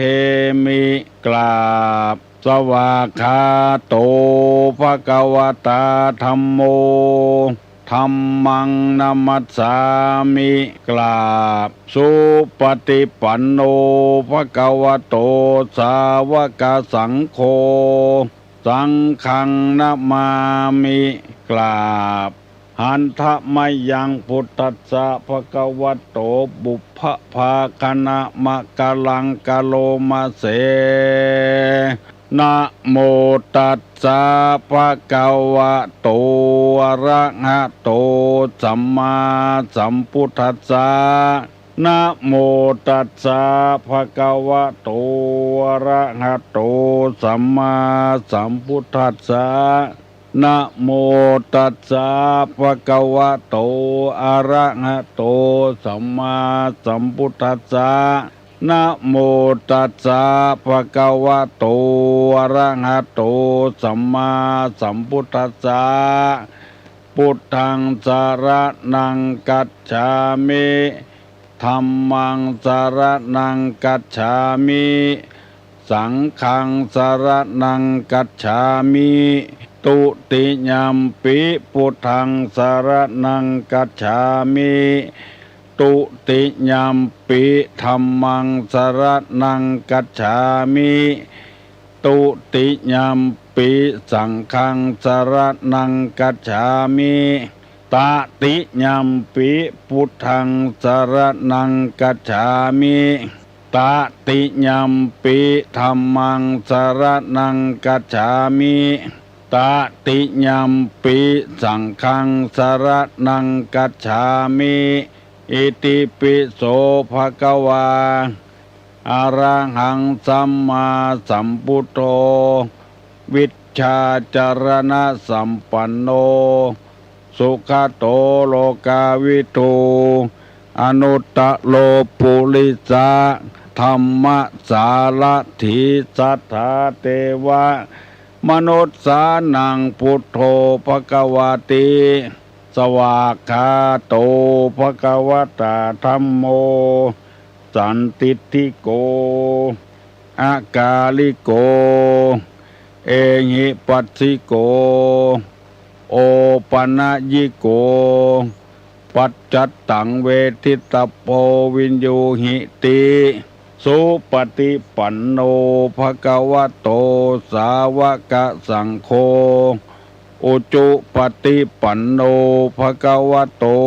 สาวกสังโฆญาญาปฏิปันโนภควโตสาวกสังโฆสามิจิปฏิปันโนภควโตสาวกสังโฆญาติตังจัตตาลิปุริสายุคานิอัฏฐาปุริสาปุคลาเอสาภะคะวะโตสาวกสังโฆอาหุไนโยปาหุไนโยตักขิไนโยอัญจริกาลนิโยอนุตตะลังปุญญเขตังโลกัสสาติกราบหนึ่งกราบสองกราบสามกาเลนะธรรมัสสวนังเอตัมมังคารมุตตะมังมาแล้วเนอเสียงก้องเสียงก้องเสียงมองต่ำเข้าเสียงตุเจ้าเทศนาธรรมมาถึงในบ้านมาถึงในเฮือนมาถึงที่นอนมาถึงในสุดในมุ้งมาถึงครัวไฟมาถึงห้องน้ำมาถึงในรถในลามาถึงกาดถึงรีมาถึงกุฏิที่ท่านผู้ฟังทั้งหลายเปิดวิทยุรับฟังอยู่เวลานี้เมื่อธรรมะกระจายค่อยบ้านค่อยเมืองแล้วคนเราจะมีความสุขบานหวานใจต่างคนประพฤติอยู่ในศีลต่างคนกินอยู่ในธรรมเมื่อตะวานี้มีคนมาถามตุลุงว่าธรรมคุณ6มีอะไรบ้างตุลุงก็บ่ได้ตอบสักคำเมื่อตะวาเพราะว่าได้จนยงต้นอย่างได้บ่แต้วันนี้ก็ขอให้เจ้าของปัญหารับฟังตัวเนอเพื่อจะเอาไปเนี่ยอย่างบ่ฮู้ธรรมคุณ6ข้อนั้นมีใจความว่าข้อ1สวากขาโตภควตาธัมโมสวากขาโตภควตาธัมโมแปลว่าพระธรรมอันพระผู้มีพระภาคเจ้าตรัสไว้ดีแล้วสวากขาโตภควตาธัมโมข้อที่1แปลว่าพระธรรมอันพระผู้มีพระภาคเจ้าตรัสไว้ดีแล้วเพราะว่าพระองค์บ่ได้จุบ่ได้ไล่บ่ได้หลอกบ่ได้ลวงไผให้คนกู่คนได้ปฏิบัติตามหลักธรรมที่พระองค์ตรัสไว้ดีแล้วเฮ้อตอยตามนั้นแล้วจะบ่ผิดบ่มีพิษบ่มีภัยหยังกับไผยิ่งหูเต้าใดยิ่งประพฤติปฏิบัติธรรมเต้าใดยิ่งมีคุณประโยชน์เท่าอันคุณประโยชน์นี้บ่ใช่เฉพาะตัวตนบ่ใช่เฉพาะครอบครัวเป็นประโยชน์กับโลกเป็นประโยชน์กับบ้านกับเมืองจำไว้เนอข้อที่1สวากขาโตภควตาธัมโมแป พระธรรมอันพระผู้มีพระภาคเจ้าตรัสไว้ดีแล้ว ข้อที่สองว่าสันทิฏฐิโก สันทิฏฐิโก สันทิฏตัวทอทหารสระอิแล้วก็ตอปักตักทิโกนี่คือถอฐานสระอิสันทิฏฐิโกแปลว่าผู้ใดผู้ได้บรรลุธรรมจะพึงเห็นด้วยตนเองผู้ได้บรรลุธรรมจะพึงเห็นได้ด้วยตนเองคือหมายความว่าคนใดปฏิบัติจะหูคนเดียวพึงบรรลุเห็นได้ตนเองจะหูคนเดียวบ่ต้องไผ่หูไผ่หานตัวคุณงามความดีที่บรรลุได้ปฏิบัติมาเป็นสันทิฏฐิโกผู้บรรลุพึงเห็นด้วยตนเองหมายความว่าคนเอาตึงวันนี้ทำดีเพื่อจะให้คนอื่นได้หูได้หันอันนั้นเป็นความผิดความที่ยังบ่ถูกต้องเด้อคนใดได้หูได้หันจะหูเองหันเองว่าผลของการปฏิบัติธรรมนั้นเป็นเชื่อใดข้อที่สามว่าอากาลิโกออ่างกอกาสระอาลอลิงสระอิอากาลิโกแปลว่าไม่ประกอบด้วยการคือหมายความว่าจะปฏิบัติเวลาใดก็ได้เมื่อวันก็ได้เมื่อคืนก็ได้อยู่คนเดียวก็ได้อยู่กับหมู่กับคณะก็ได้ทำคำสอนในทางพระพุทธศาสนานี้บ่เลือกเวลาบ่เลือกกาละการที่พ่อออกแม่ออกญาติกาทั้งหลายฟังเวลานี้ก็ชื่อว่าเฮาปฏิบัติธรรมอยู่ไม่ประกอบด้วยการคือประกอบด้วยกาลเวลาเรียกว่าอากาลิโกข้อที่สี่ว่าเอหิปัสสิโกเอหิปัสสิโกสระเอออ่างหอหีบสระอิปอปามหานากาศสอเสือสองตัวสระอิเอหิปัสสิโกแปลว่าควรเรียกให้มาดูมาพิสูจน์มาศึกษาอย่างตุลุงออกอากาศถึงวันเนี่ยเรียกฮือมาพอเรียกมาฮือดูเรียกมาฮือศึกษาเราเรียนกวยมันได้ผลเท่าใดดังที่มีคนหลายคนโทรศัพท์มาบอกว่าครอบครัวของผมครอบครัวของหนูบัดเดี๋ยวนี้มีความสุขแล้วเข้าใจกันดีระหว่างพ่อผัวแม่ผัวพ่อเมียแม่เมียระหว่างกับผัวกับเมียระหว่างลูกกับพ่อกับแม่หลานกับพ่ออุ้ยแม่อุ้ยเจ้าบ้านเจ้าจองเข้ากันดีอันนี้แล้วว่าเอหิปัสสิโกควรเรียกให้มาดูมาพิสูจน์ให้มาศึกษาคือผู้ที่อธิบายธรรมห้องคนที่ยังกำลังรับไหลอยู่มาปฏิบัติธรรมมาศึกษาธรรมมาเรียนธรรมอันนี้เป็นข้อสี่เนอะสวากขาโตภควตาธัมโมสันทิฏฐิโกอากาลิโกเอหิปัสสิโกข้อที่ห้าว่าโอปะนะยิโกโอปะนะยิโกแปลว่าอันบุคคลควรน้อมเข้ามาในตนอันบุคคลควรน้อมนำมาเข้าในตนคือพระธรรมคำสั่งสอนในทางพุทธศาสนาเนี่ยโอปะนะยิโกเนี่ยคือบุคคลควรนำมาใส่ตนนัก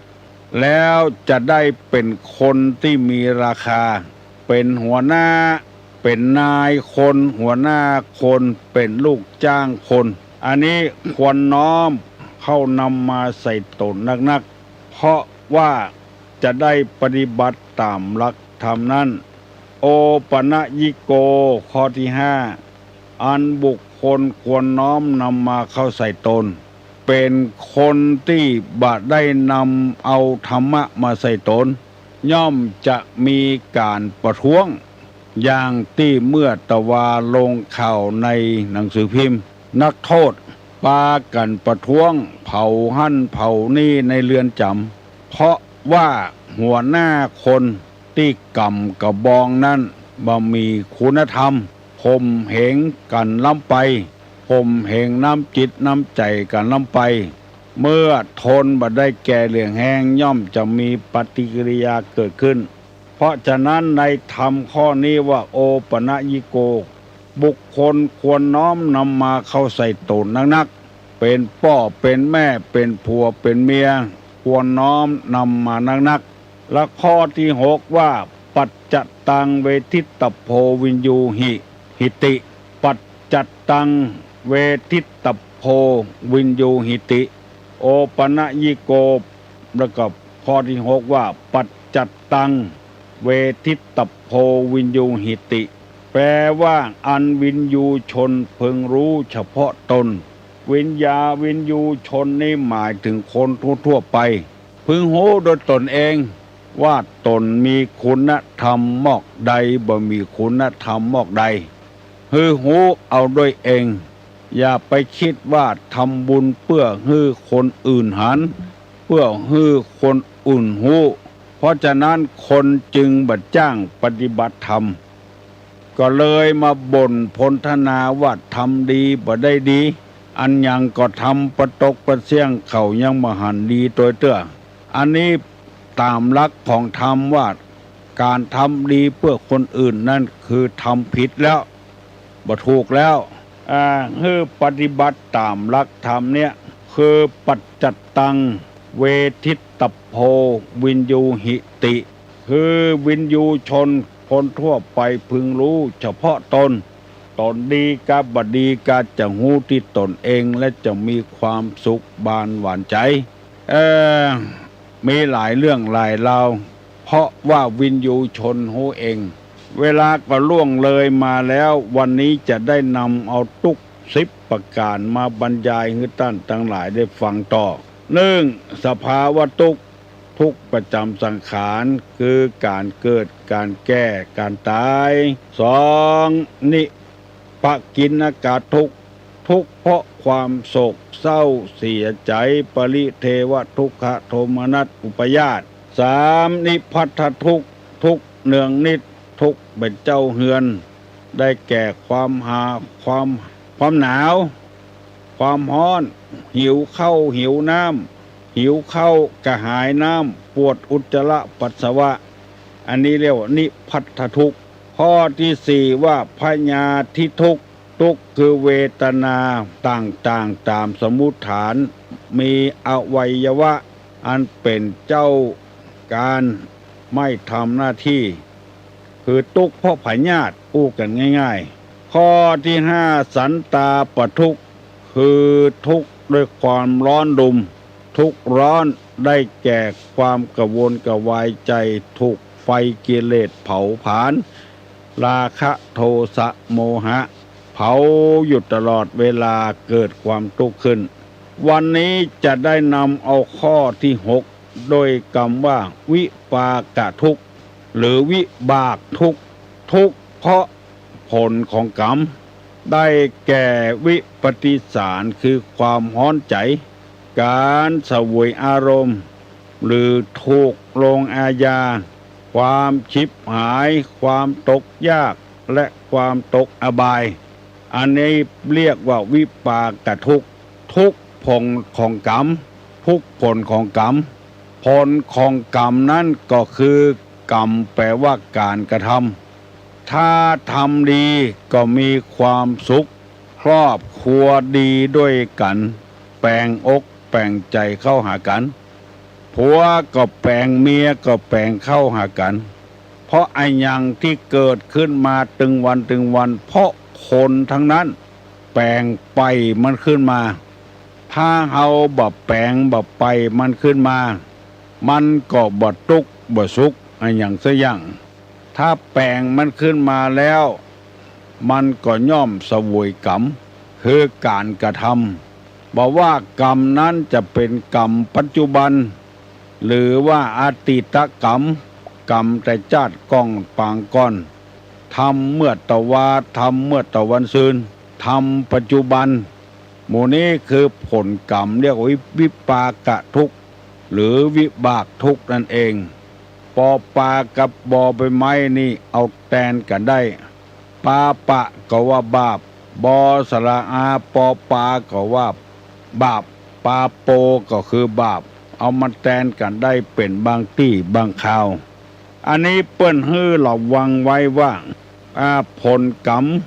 มันจะมีความเดือดร้อนสวยอารมณ์ที่สร้างมาถูกลงอาญาความชิบหายความตกยาก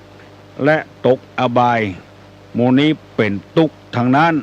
คือผลกรรมที่กระทำมาถ้าทำดีผลกรรมดีก็จะตกลงมาใส่เฮาถ้าทำบ่ดีผลกรรมคือความบ่ดีก็จะตกมาถึงเฮาคนเฮาจะมีความทุกข์เยอะเหมือนกันกูคนสมมติง่ายๆว่าบ่มีลูกใครได้ลูกสักคนลูกคนเดียวถ้ามันหลุดตีนหลุดมือเหียมันบ่ดีไปเหียบ่มีที่เปิ้งเอาแถมคนหนึ่งเป็น2 คนเมื่อได้ลูกมาแล้ว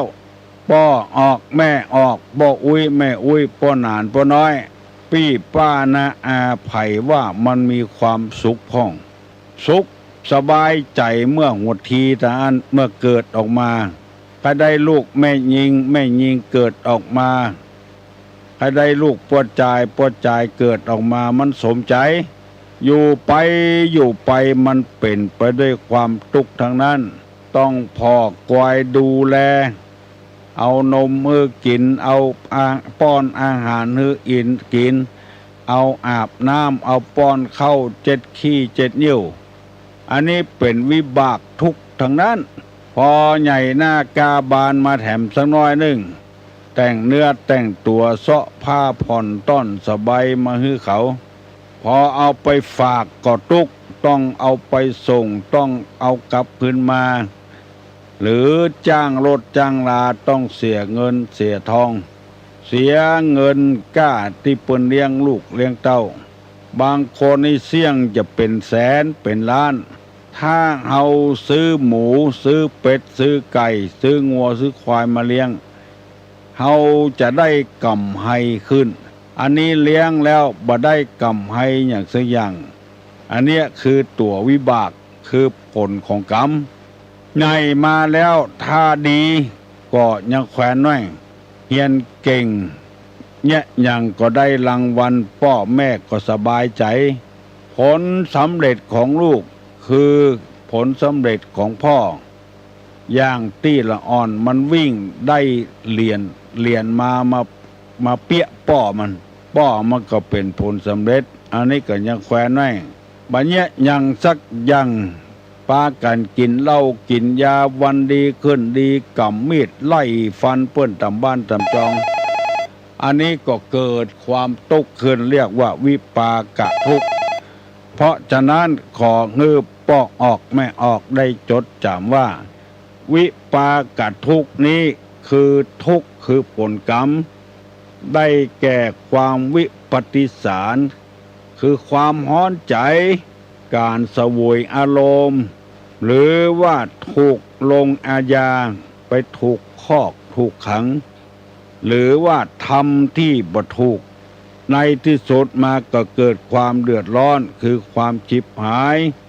ความตกยากและความตกอบายอันนี้เป็นผลวิบากทั้งนั้นเปิ้นเนี่ยการบรรยากาศโดยเปิ้นอันนี้ก็เป็นวิบากกรรมเจือใดเจือหนึ่งแล้วกินอยู่ใจอยู่ถึงวัน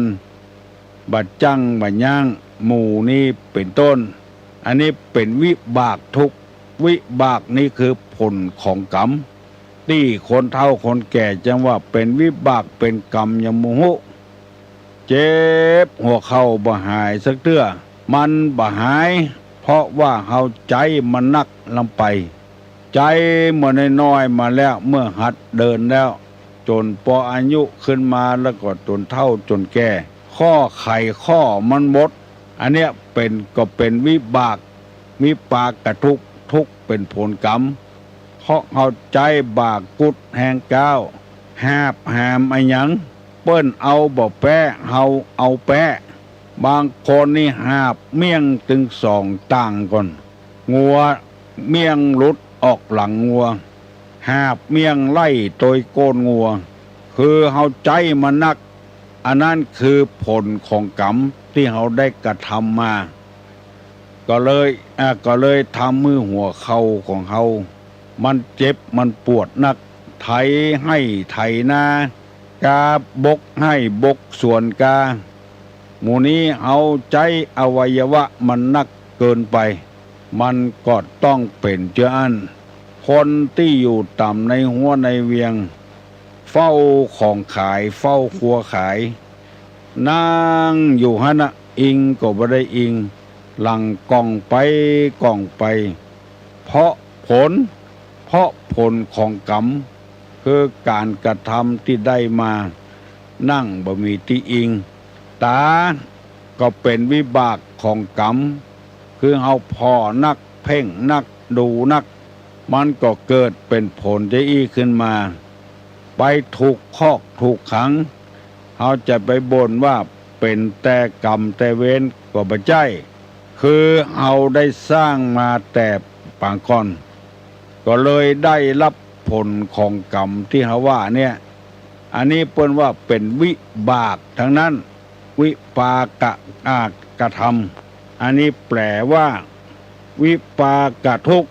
แปลว่าผลของกรรมที่ได้กระทำมาเพราะฉะนั้นถ้าไผ่หูตันอย่าไปบ่นใจไปเดือดมันบ่นเต้าใดเดือดเต้าใดมันก็บ่หายเจ็บหายปวดเฮาจะต้องรับกรรมมันต่อไปบางคนเตื้อมานั่งอู้กับตัวลุงอู้ไปอู้มาพลาดพเลดลูกมันบ่ไหวนะตู้ลุงนะมันปวดหัวเขาบีบโดยเพราะเหตุเป็นผลกรรมที่ได้สร้างมาแต่อดีตบ่ต้องจาดปางก่อนแต่จาดปางก่อนก็ยังมีอยู่วันนั้นไปอ่านหนังสือพิมพ์ละอ่อนเป็นคอเงี่ยงไปโดยตู้เจ้าละอ่อนไม่ยิงก็มีปอดจายก็มีติ้วเป็นโตไปโดยตู้เจ้าไปเอาเข้าของเจ้าสถานต่างๆสปายถงไปโดยพอมาถึงวัดตู้เจ้าก็แบ่งพอแบ่งแล้วก็เอาไปพ่อแม่กินโดยพ่อแม่ก็ได้อาศัยลูกคอเงี่ยงแล้ววิทยากรถามว่าเธอทำไงคอเงี่ยงได้ยินพ่อบอกว่าแม่บอกว่าจาดก่อนนะได้หักคอสัตว์หักคอจิกกุ่งในกลางหักคอกว่างในกลางหักคอไก่ในกลางจาดนี้วิบากผลที่ได้ทำมาในจาดแล้วก็ทำคองอขอกดซื่อจะได้ก็ตึงบ่ซื่อยังกดอยู่บางคนหูหนวกออกจากท้องแม่มาก็มีเพราะผลกรรมที่ตัวได้กระทำมาในอดีตชาติบางคนตาเสียตั้งแต่ท้องแม่ออกมาก็มีมาเสียเมื่อรุนก็มีเพราะผลกรรมเฮาทำไปเฮาบ่ฮู้สึกตัวแต่ว่าเวลากรรมมาสนองวิบากมาสนองแล้วเฮาจึงรู้สึกว่าผลของกรรมนั้นมาสนองวิบากของภัยของมันผลกรรมของภัยของมันเปิ้นอยู่ดีๆกันตัวไปอยู่ในคอกในเรือนจำเพราะว่าวิบากกรรมผลกรรมเฮาสร้างมาถ้าเฮาอยู่ดีๆบ่เป็นหยังมันก็บ่มีปัญหาข้อนี้เปิ้นเสนอมาเพื่อผู้ฟังทั้งหลายบอกว่าเป็นตู้เจ้าพนายปดจ่ายไม่ยิงจะเป็นพ่อค้านายขายเป็นคนทำให้ทำสวนเป็นหัวหน้าคนเป็นเพื่อทหารตำรวจหัวหน้าคนเป็นนายของคนพยายามอย่าไปสร้างกรรมที่บ่ดีไว้ มันจะมาสนองตัวเก่าโมลูนถ้าสนองแล้วเฮาจะเถียงมันบ่ได้บางคนก็น่าสงสารน่าอินดูเอาไปตัดไปบันก่ออย่างนั้นน่ะจะให้มันเตียวดีเหมือนเก่ามันก็บ่ได้พอจะบรรเทาไปได้อาจจะไปหักคอเขียดคองูอาจจะไปงอติ่นเป็ดติ่นไก่อย่างโมโหเกิดมาชาตินี้ผลกรรมผลวิบากได้สร้างมาแล้วจึงสนองคนใดที่ยังมีอาการ32ครบบริบูรณ์ก็นับว่าเป็นโจกของเฮาเมื่อโจกมาถึงเจืออี้แล้วเฮาควรกระทำบำเพ็ญต่อสิ่งที่มีสาระมีประโยชน์คือหนึ่งตั้งร่างกายก็ไปบะใบเบียดเบียนคนอื่นสัตว์อื่นไล่ตุบปุบตีไล่ฆ่าไล่แตงไปลักไปจกไปเล่นจู้สู่ผัวเปิ้นเมียเปิ้นเพราะว่าเฮาดีแล้วมีอวัยวะครบบริบูรณ์แล้วจะไปสร้างกรรมสร้างเวรไว้บางเตื้อเฮาก็น่าเสียใจลูกสาวเกิดมายังบัดตันอย่างเตื้อโดนเปิ้นข่มขืนอย่าแล้วหมดอนาคตของลูกสาวเพราะอะหยังเพราะในชาติก่อนเฮาบ่ฮู้เฮาอาจจะไปข่มขืนเปิ้นก็ได้เนี่ยมาสนองตัวเก่าเมื่อลูนลูกเกิดมาเป็นปากบิดปากเบี้ยวเฮาก็บ่ฮู้ว่าชาติก่อนเฮาได้ทำอะหยังไว้มาผลที่สนองแทนที่จะไปสนองลูกไปสนองแม่สนองพ่อปุนเสียบ่ได้กินบ้ากินแหงตะกรรมจำเป็นได้พ่อได้กวยกุ้มเท่าเต่าตายหรือบ่อย่างอันก็ยูเข้าไปวัดเถียเอาฮื้อตุเจ้าเลี้ยงเหียเป็นต้นฝากไว้เน้อปอกออกแม่ออกวันนี้ได้ถึงข้อที่6แล้ววิปากทุกข์ทุกข์เพราะผลกรรมที่ได้กระทำมาได้แก่ความวิปฏิสารคือเดือดร้อนฮ้อนใจความฮ้อนอกฮ้อนใจกระวนกระวานใจเปิ้นยิ้มแย้มแจ่มใสเฮาบ่ม่วนการเสวยอารมณ์ต่างๆที่มันบ่ดีถูกลงอาญาความชิบหายเกิดขึ้นในบ้านในจองในหอในเรือนของเฮาบ้านแตกสลายขาดและมีความอดความอยากมีความตกอบายอันนี้เรียกวิปากทุกข์แล้ววันต่อไปตุลงจะได้นำประเสนอแถมว่าสหคตทุกข์แปลว่าทุกข์เต็มไปด้วยกำกับกันทุกข์ที่มากับจากวิบูลผลแล้วก็อาหาระปริยติทุกข์ทุกข์เพราะการกินข้าวการกินน้ำกินของพิษเอามาลงหมู่นี้เป็นต้นบัดเดี๋ยวนี้6 โมงป่ายแล้วเนอะไผ่ยังบอกลูกเห็นเนอะลูกทำการทำงานเจ้าของปัญหาถามเรื่องอันนี้ส่งของธรรมคือหมายความว่าธรรมคุณ6ตุลงได้เสนอไปแล้วเนอะวันนี้ขอประกาศอนุโมทนากับเจ้าภาพที่นำเอาเงินมาช่วยตังคณะสงฆ์อำเภอแม่ริมและมูลนิธิบุญญาภรณ์จะได้จัดฉลองมหาปริญญาฉลองนักธรรมตรีโทเอกและฉลองพระอภิธรรมเมื่อเขาสอบได้เฮาก็ต้องฉลองเขาพระครูคำบุญ500 บาทนายอเนกนางอุไร 4,500 บาทแล้วก็คุณดาบ้านลากุลสันทรายแถม 6,000 บาทฮัลโหลเจริญพรนมัสการครับคุณลุงครับ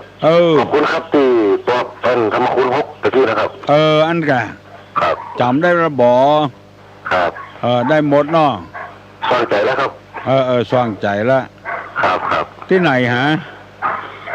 บ้านอยู่ไหนบ้านอยู่ทางทิศในอยู่ราชเกตครับ อ๋อดอยสะเก็ดแหละครับสง่าบ้านดอยสะเก็ดครับอ๋อสง่าบ้านธรรมคุณ6มันออกในข้อสอบของกศนครับแล้วผมเป็นสอบบ่ได้ครับสอบบ่ได้เนาะครับเพียงกศนครับสงสัยยังถามมาเด้อ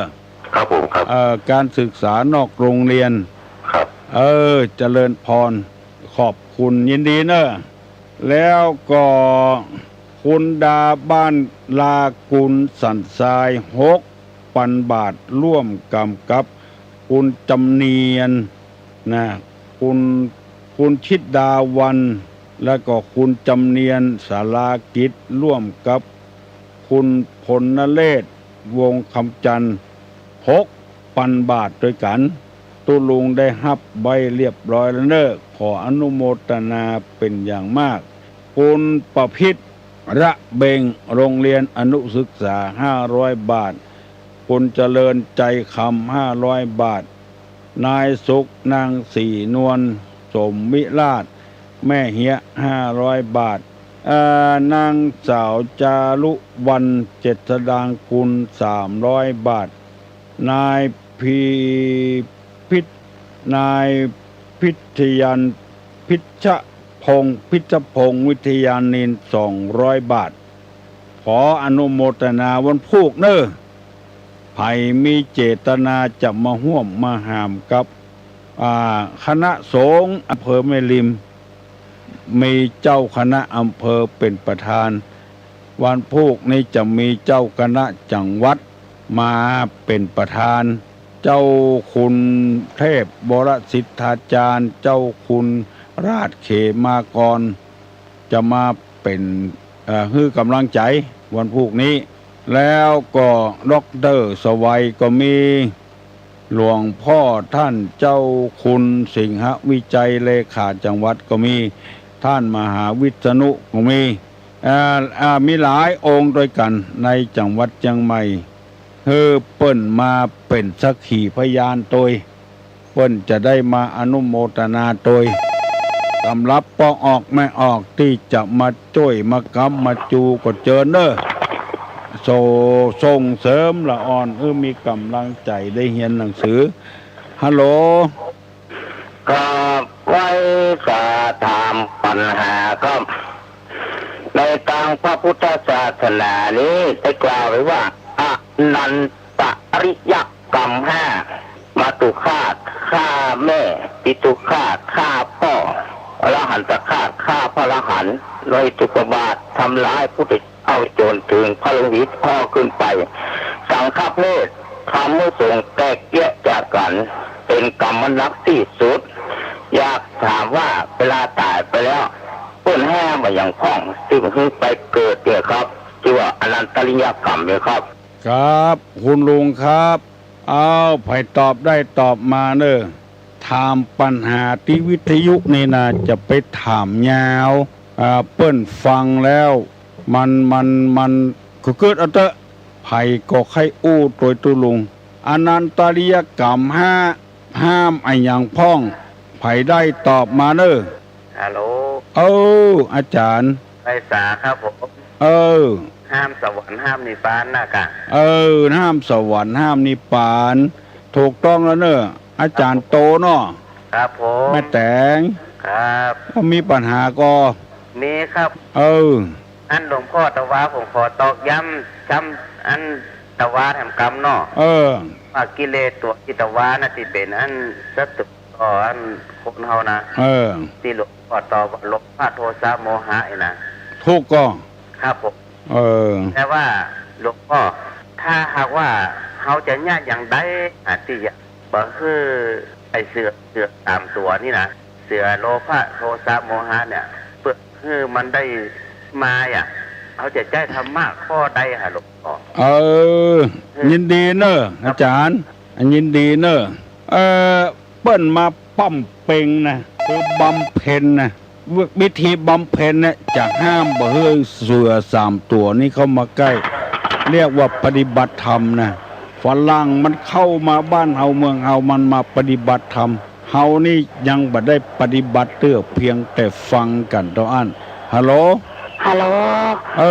นมัสการเจ้าลูกหลานทางต้นเปาต้นม่วงแน่ต้นเปาต้นม่วงหลานบวงเจ้าแต่เนี่ยวันพุธเนี่ยจะลุงมาได้ไปให้มีส่วนช่วยนักธรรมที่จะสำเร็จความสำเร็จของเปิ้ลเนี่ยนั่นก็ข้าเจ้าจะใช้วิธีไหนที่จะเป็นส่วนหนึ่งที่ช่วยมาในครั้งนี้จะให้โอนผ่านบัญชีก็ว่าจะให้จะได้เจ้าว่าได้ไปหาเนี่ยส่งไอ้ยังก็เขาว่า40 บาทน่ะเจ้าเนี่ยจะได้น่ะทำเป็นธนาคารก็จะโอนเข้าบัญชีเจ้าได้หรือนี่โอนเข้าบัญชีกบประจำบัญชีเลขอย่างหมูน่าจะได้ห้องที่มันได้โวยนี่เปิ้นว่าส่งไอ้ยังก็ธนาคารก็จะใช่ธนาคารนี่จ้าอยู่นะเจ้าเนี่ยใดเนี่ยเสี่ยง40 บาทอ่ะเจ้าไอ้ยังก็ส่งอยู่เนี่ยส่งไอ้ยังก็น้องพิสมัยมันฮู้นะตู้ลุงกดประจำเรื่องเงินเรื่องทองนี่บ่เคยจ้ะแม่จะได้ดีกำเดียวถ้าฟังน้องพิสมัยมาบอกน้องจ้ะคุณแทนก็ว่าแม่เนี่ยจะได้ที่วัน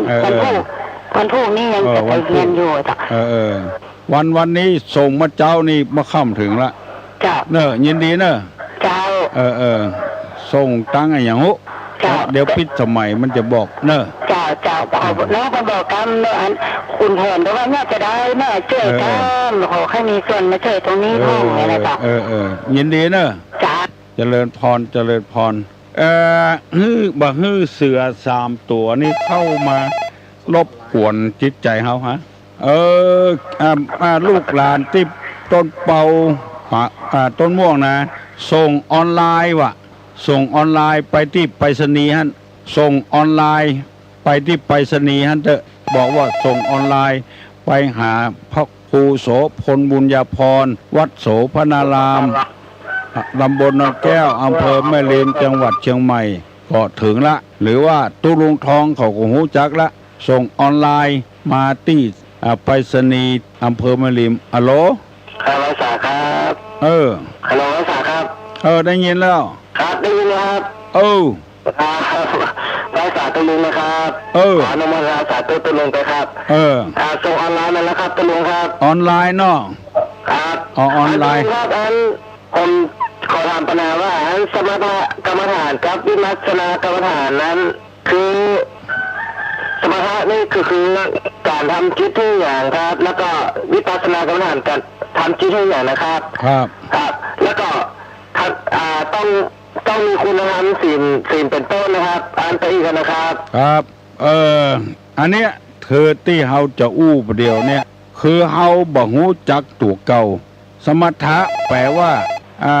อุบายทำมือสงบวิปัสสนานี่พอที่ใจตัวเก่าอะโหลมาสักการครับตุลุงเจริญพรที่จากวันปูนนะครับละปูนแหละครับวันนั้นถามตุลุงแล้วกันเนาะยังฮะก็พอดีผมเก็บทำเก่าผมมาว่ายิงข้าวแล้วก็กราบไว้เป็นวันนั้นเป็นยังก็ครับยังก็ทำเก่าเนี่ยทำตัวเมืองเก่าทำตัวเมืองเก่าเอาไว้กะไว้สาเนาะไว้กับบ้านเป็นยังเนาะไว้กับบ้านบ่เป็นยังเขาน้ำทำกรรมสอนนู่ครับเอาไว้บ้านนั่นน่ะเพิ่นเอามาไว้ลูกเนาะเพิ่นจะเอาไว้ขวางเนี่ยแล้วผมเก็บมาไว้เสียดายมันเนาะครับดีแล้วเก็บเอาไว้หั่นน่ะทำมังสารนังกัจฉามิลูกครับเป็นยังเนาะตุลุงเนาะฟังลุงเป็นว่ายินดีเนเข้าใจดีก็เข้าใจครับครอบครัวเป็นยังไงก็อยู่ทุกสบายดีละคือเข้าใจกันเนาะครับบ่ผิดบ่เถียงกันยินดีตัวเนครับนมัสการนะครับอนุโมทนาตัวคือคนเฮานี่บ่เข้าใจตัวเก่าการที่เฮาจะไปฆ่าเสือ3 ตัวนั้นต้องเข้าใจตัวเก่าวิปัสสนากรรมฐานฝรั่งมันมาปฏิบัติธรรมมันหู้เลยฮัลโหลอะไรสาธุออนไลน์ที่ถามแต่ที่นี่ส่งระบบออนไลน์สัก9 โมงนี่ไปส่งเลยนะจ้าพ่อการเงินเพื่อจะปิดเวลา3 โมงวันนี้มันถูกก็ห้ามมาได้นะตุลุงแม่นเนาะถ้าส่งมาปุ๊บ เนี่ยให้โทรมาที่ตัวของตุลุงเลยเนาะว่าส่งมาแล้วก็คือต้องวาดไปห้าเอาเลยจ้าไม่ต้องรอให้ไปซื้อนีมาส่งเข้าใจแล้ววันนั้นก็เนี่ยอย่างเงี้ยเนอะยินดีเนอะน้องเนอะฝรั่งมันว่าอย่างอี้นะมันมาปฏิบัติธรรมที่ศรีวังทานที่พ่อสมบูรณ์แม่บัวชมได้ไปกึดไปสร้างหนะมันมาปฏิบัติแล้วมันบอกว่าเป็นโครงการที่ดีเยี่ยมข้าพเจ้ารู้สึกว่าเป็นโชคดีมากที่ได้ศึกษารู้ธรรมพระพุทธศาสนาและการทำสมาธิทุกท่านในโครงการต้อนรับด้วยความอบอุ่นเป็นมิตรอันนี้เป็นฝรั่งมาจากประเทศแคนาดาอันนี้คือเฮาสอนถึงวันนี้เฮาสอนถึงเปลือกสอนถึงแก่นแต่ว่าวิปัสสนานี่สอนกับแก่นอะโหลนมัสการจ้าตุลุงเจริญพรอันนี้โทรมาจากบ้านแม่คือโดยสเก็ตนะจ้าแม่คือฟังกันเป็นนักนะจ้าล่ะอันข้าเจ้าอยากถามว่าหน้าที่สมัยน่ะเป็นลูกหลานไทยถ้าอยู่บ้านที่ไหน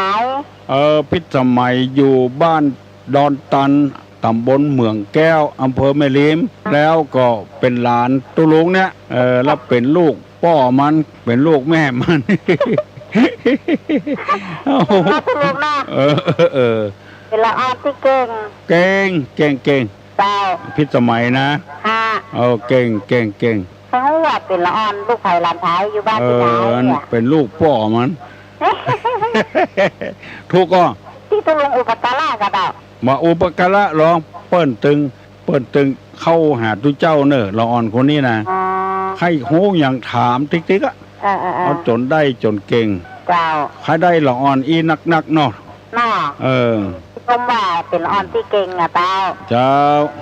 ขอบคุณนะเจ้าจะไปวัดละเจ้าเจริญพรเปิ้นบอกว่าโอ้เนี่ยมีปัสนาเนี่ยอันนี้เป็นแก่นเป็นสารแต่เป็นที่เสียดายคนไทยเฮาก่ายไปก่ายมาเอากับเปลือกมันถึงวันนี่นะแก่นสารไม่ได้เอาเพราะฉะนั้นที่จะไปกำจัดเสือ3ตัวนี่ก็วิปัสสนาเท่าอันคือหูจักตัวเก่าฮัลโหลนมัสการเจ้าให้ถามว่าอย่างน้องเนี่ยฟังวิทยุตุลุงถึงว่าเจ้าอยู่ในโลกเจ้าแล้วตุลุงจะปั่นตอนนี่ยกมือคำเดียวแล้วก็ใกล้จะจบนี่เขาได้บุญไม่อย่างก็เจ้าได้บุญกาได้นะเจ้าไปยกมือไหว้ไปได้สะพวงมาลัยกับอันกำลังขับรถนี่นะฮับโทรศัพท์มือถือโดยตุลุงบอกไว้ใจใบไว้ใจบอดนะบ่ม่วนกูท้อจะฟังตุลุงกูเจ้าฟังตัวเจ้ามันยกก็ได้สาระดีเจ้าแล้วก็อย่างเช่นนั่นจะไปตามโฮมเซ็ตอย่างนี้ค่ะที่เขาไปปูจาอย่างอย่างแปลงก็เจ้าเนี่ยอย่างก็ยังเปิ่นแบบมีสตาเปิ่นไก่เปิ่นตักไม้ไปอันนี้อย่างก็ตาโฮงเซ็ตอย่างอย่างวัดตั้งวัดเขาไปปูจาอย่างเขามีตังอย่างอีได้ก็เจ้าได้กะก็ได้ต่อได้ก็ได้ละปูจาละถึงได้ละเจ้าอัน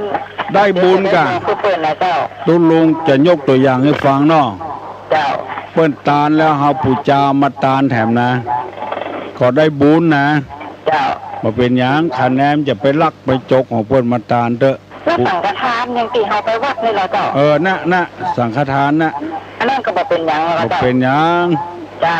อยากแกงโหนะกะเอามาคั่วแถมก็กินได้อยู่ยินดีเนอะคล่องอกคล่องใจคือคนเฮาบ่ฮู้จักตัวเก่าเมื่อบ่ฮู้จักตัวเก่าเนี่ยเลยฆ่าโลภะโทสะโมหะบ่ได้ถ้าเฮาเข้าวิปัสสนากรรมฐานแล้วมันจะฮู้เลยฆ่าเสือ3ตัวนี้ได้ฮัลโหลก็ไว้สาถามปัญหาสั้นๆครับลูกบางคนเจ้าอดทนเจ้าด่าพ่อด่าแม่จักเป็นกรรมมาอย่างครับไว้สาครับอนันตริยกรรมเนอะกรรมนักที่สุดอะเกิดมาได้เป็นคนได้ มาด่าพ่อด่าแม่นี่กำนักที่สุดอะแถมน้อยมีลูกมีเต้าลูกเต้าก็อย่าด่ามันแถมเชื่อเตอะคนที่ถูกลูกด่านี่นะชาติเมื่อชาติเนี้ยมาถ้าว่าชาติไหนอะมันเคยด่าพ่อด่าแม่มันพอลูกมีลูกขึ้นมาลูกก็มาด่าพ่อด่าแม่แถมขอฝากลูกฝากหลานไว้เนอะจะไปด่าพ่อด่าแม่เนอะเขาได้เป็นคนหูดีตาดีมาก็เพราะพ่อเพราะแม่โอ๊ตเอาเหียทนเอาเหียจะไปด่าขึ้นเสียงเป็นหมูเป็นหมาเป็นอีเป็นมึงฮัลโหลไหว้สาครับมันมีคนมาถามว่าสำนักวิปัสสนานี้เป็นภาพบวช15 วันก่อนครับมันตึงมีกุฏินะลองไปถามเปิ้นเถอะบัดใจว่านับได้นับบวชนะเปิ้นก็เว้นว่างกับลุง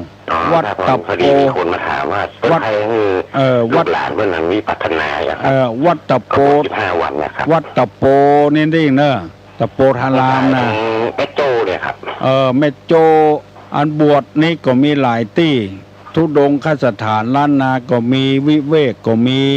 เนอะครับผมที่วัดตะโพก็มีจอมตองก็มี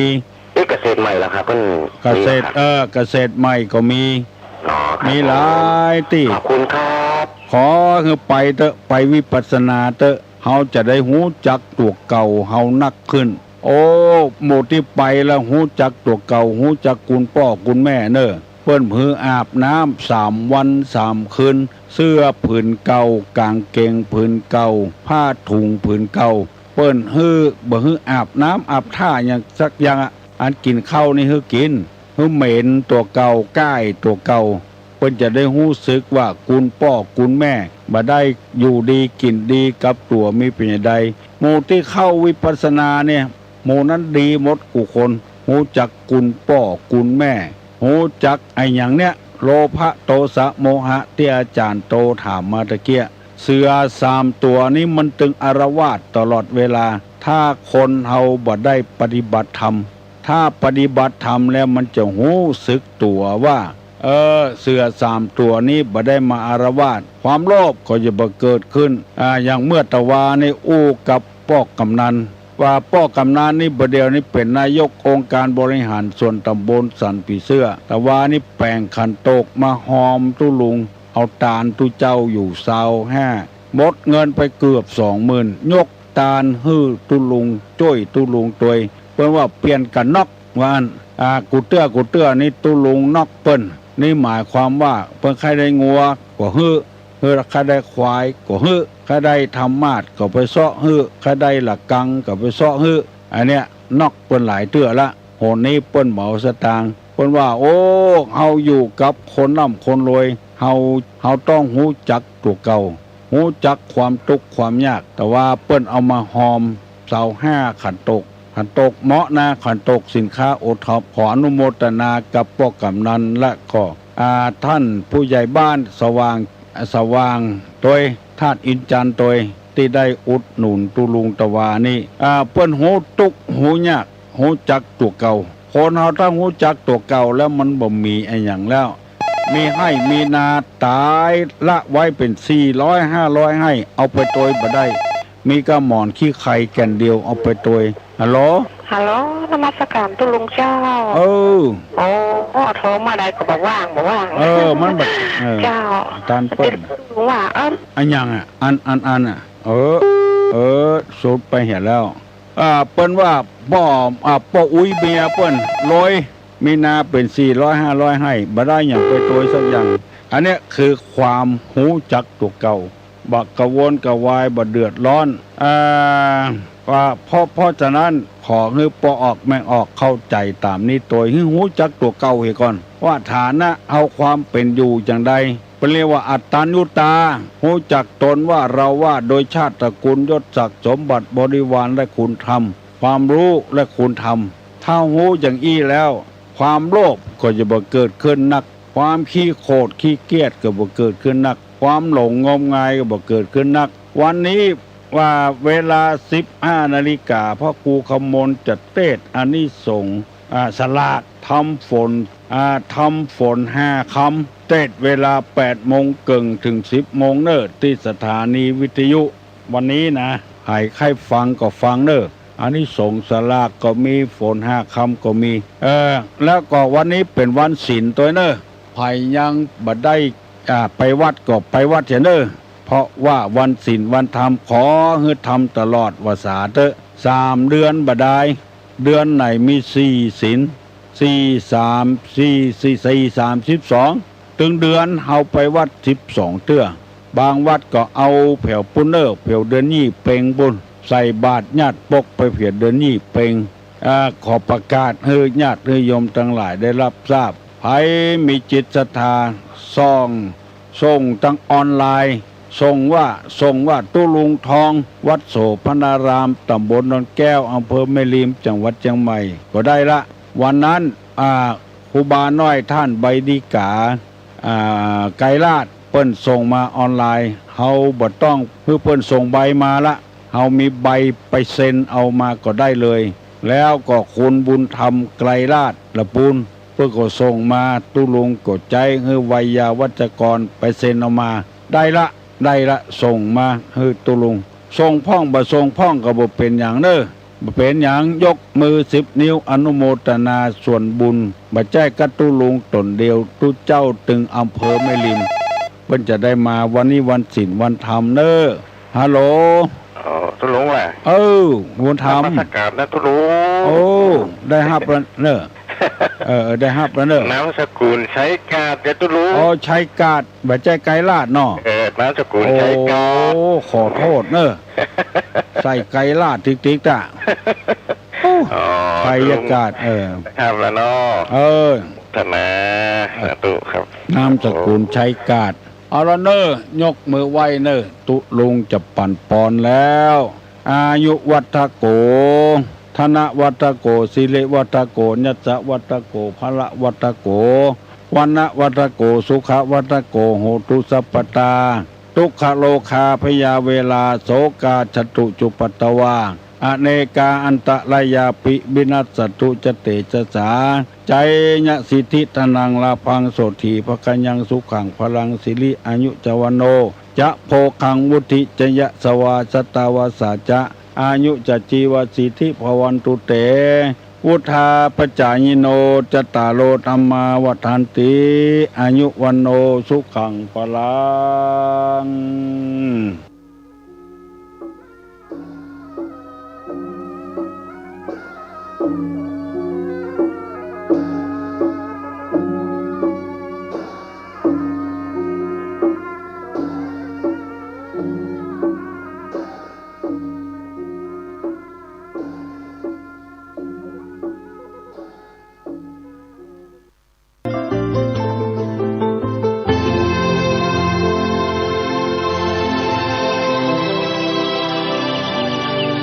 วันนี้เป็นวันพระขอเรียนเชิญพุทธศาสนิกชนทุกท่านมากลั่นจิตให้ใสกลั่นใจให้เป็นบุญด้วยการให้ทานรักษาศีลและเจริญจิตภาวนาน้อมจิตให้เข้าถึงพระรัตนตรัย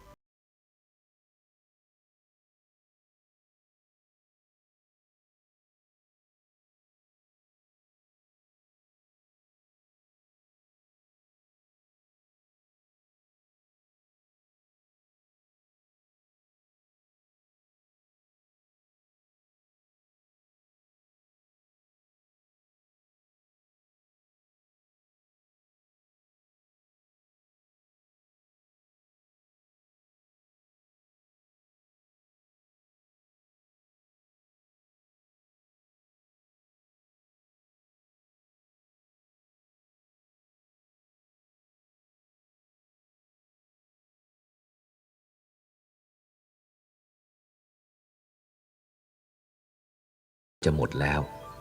ลมมัน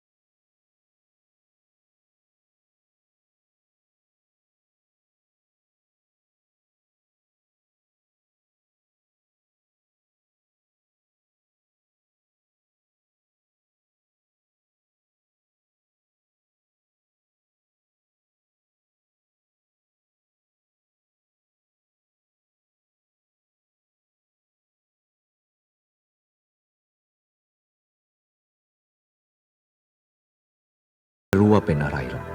เรียกว่าคน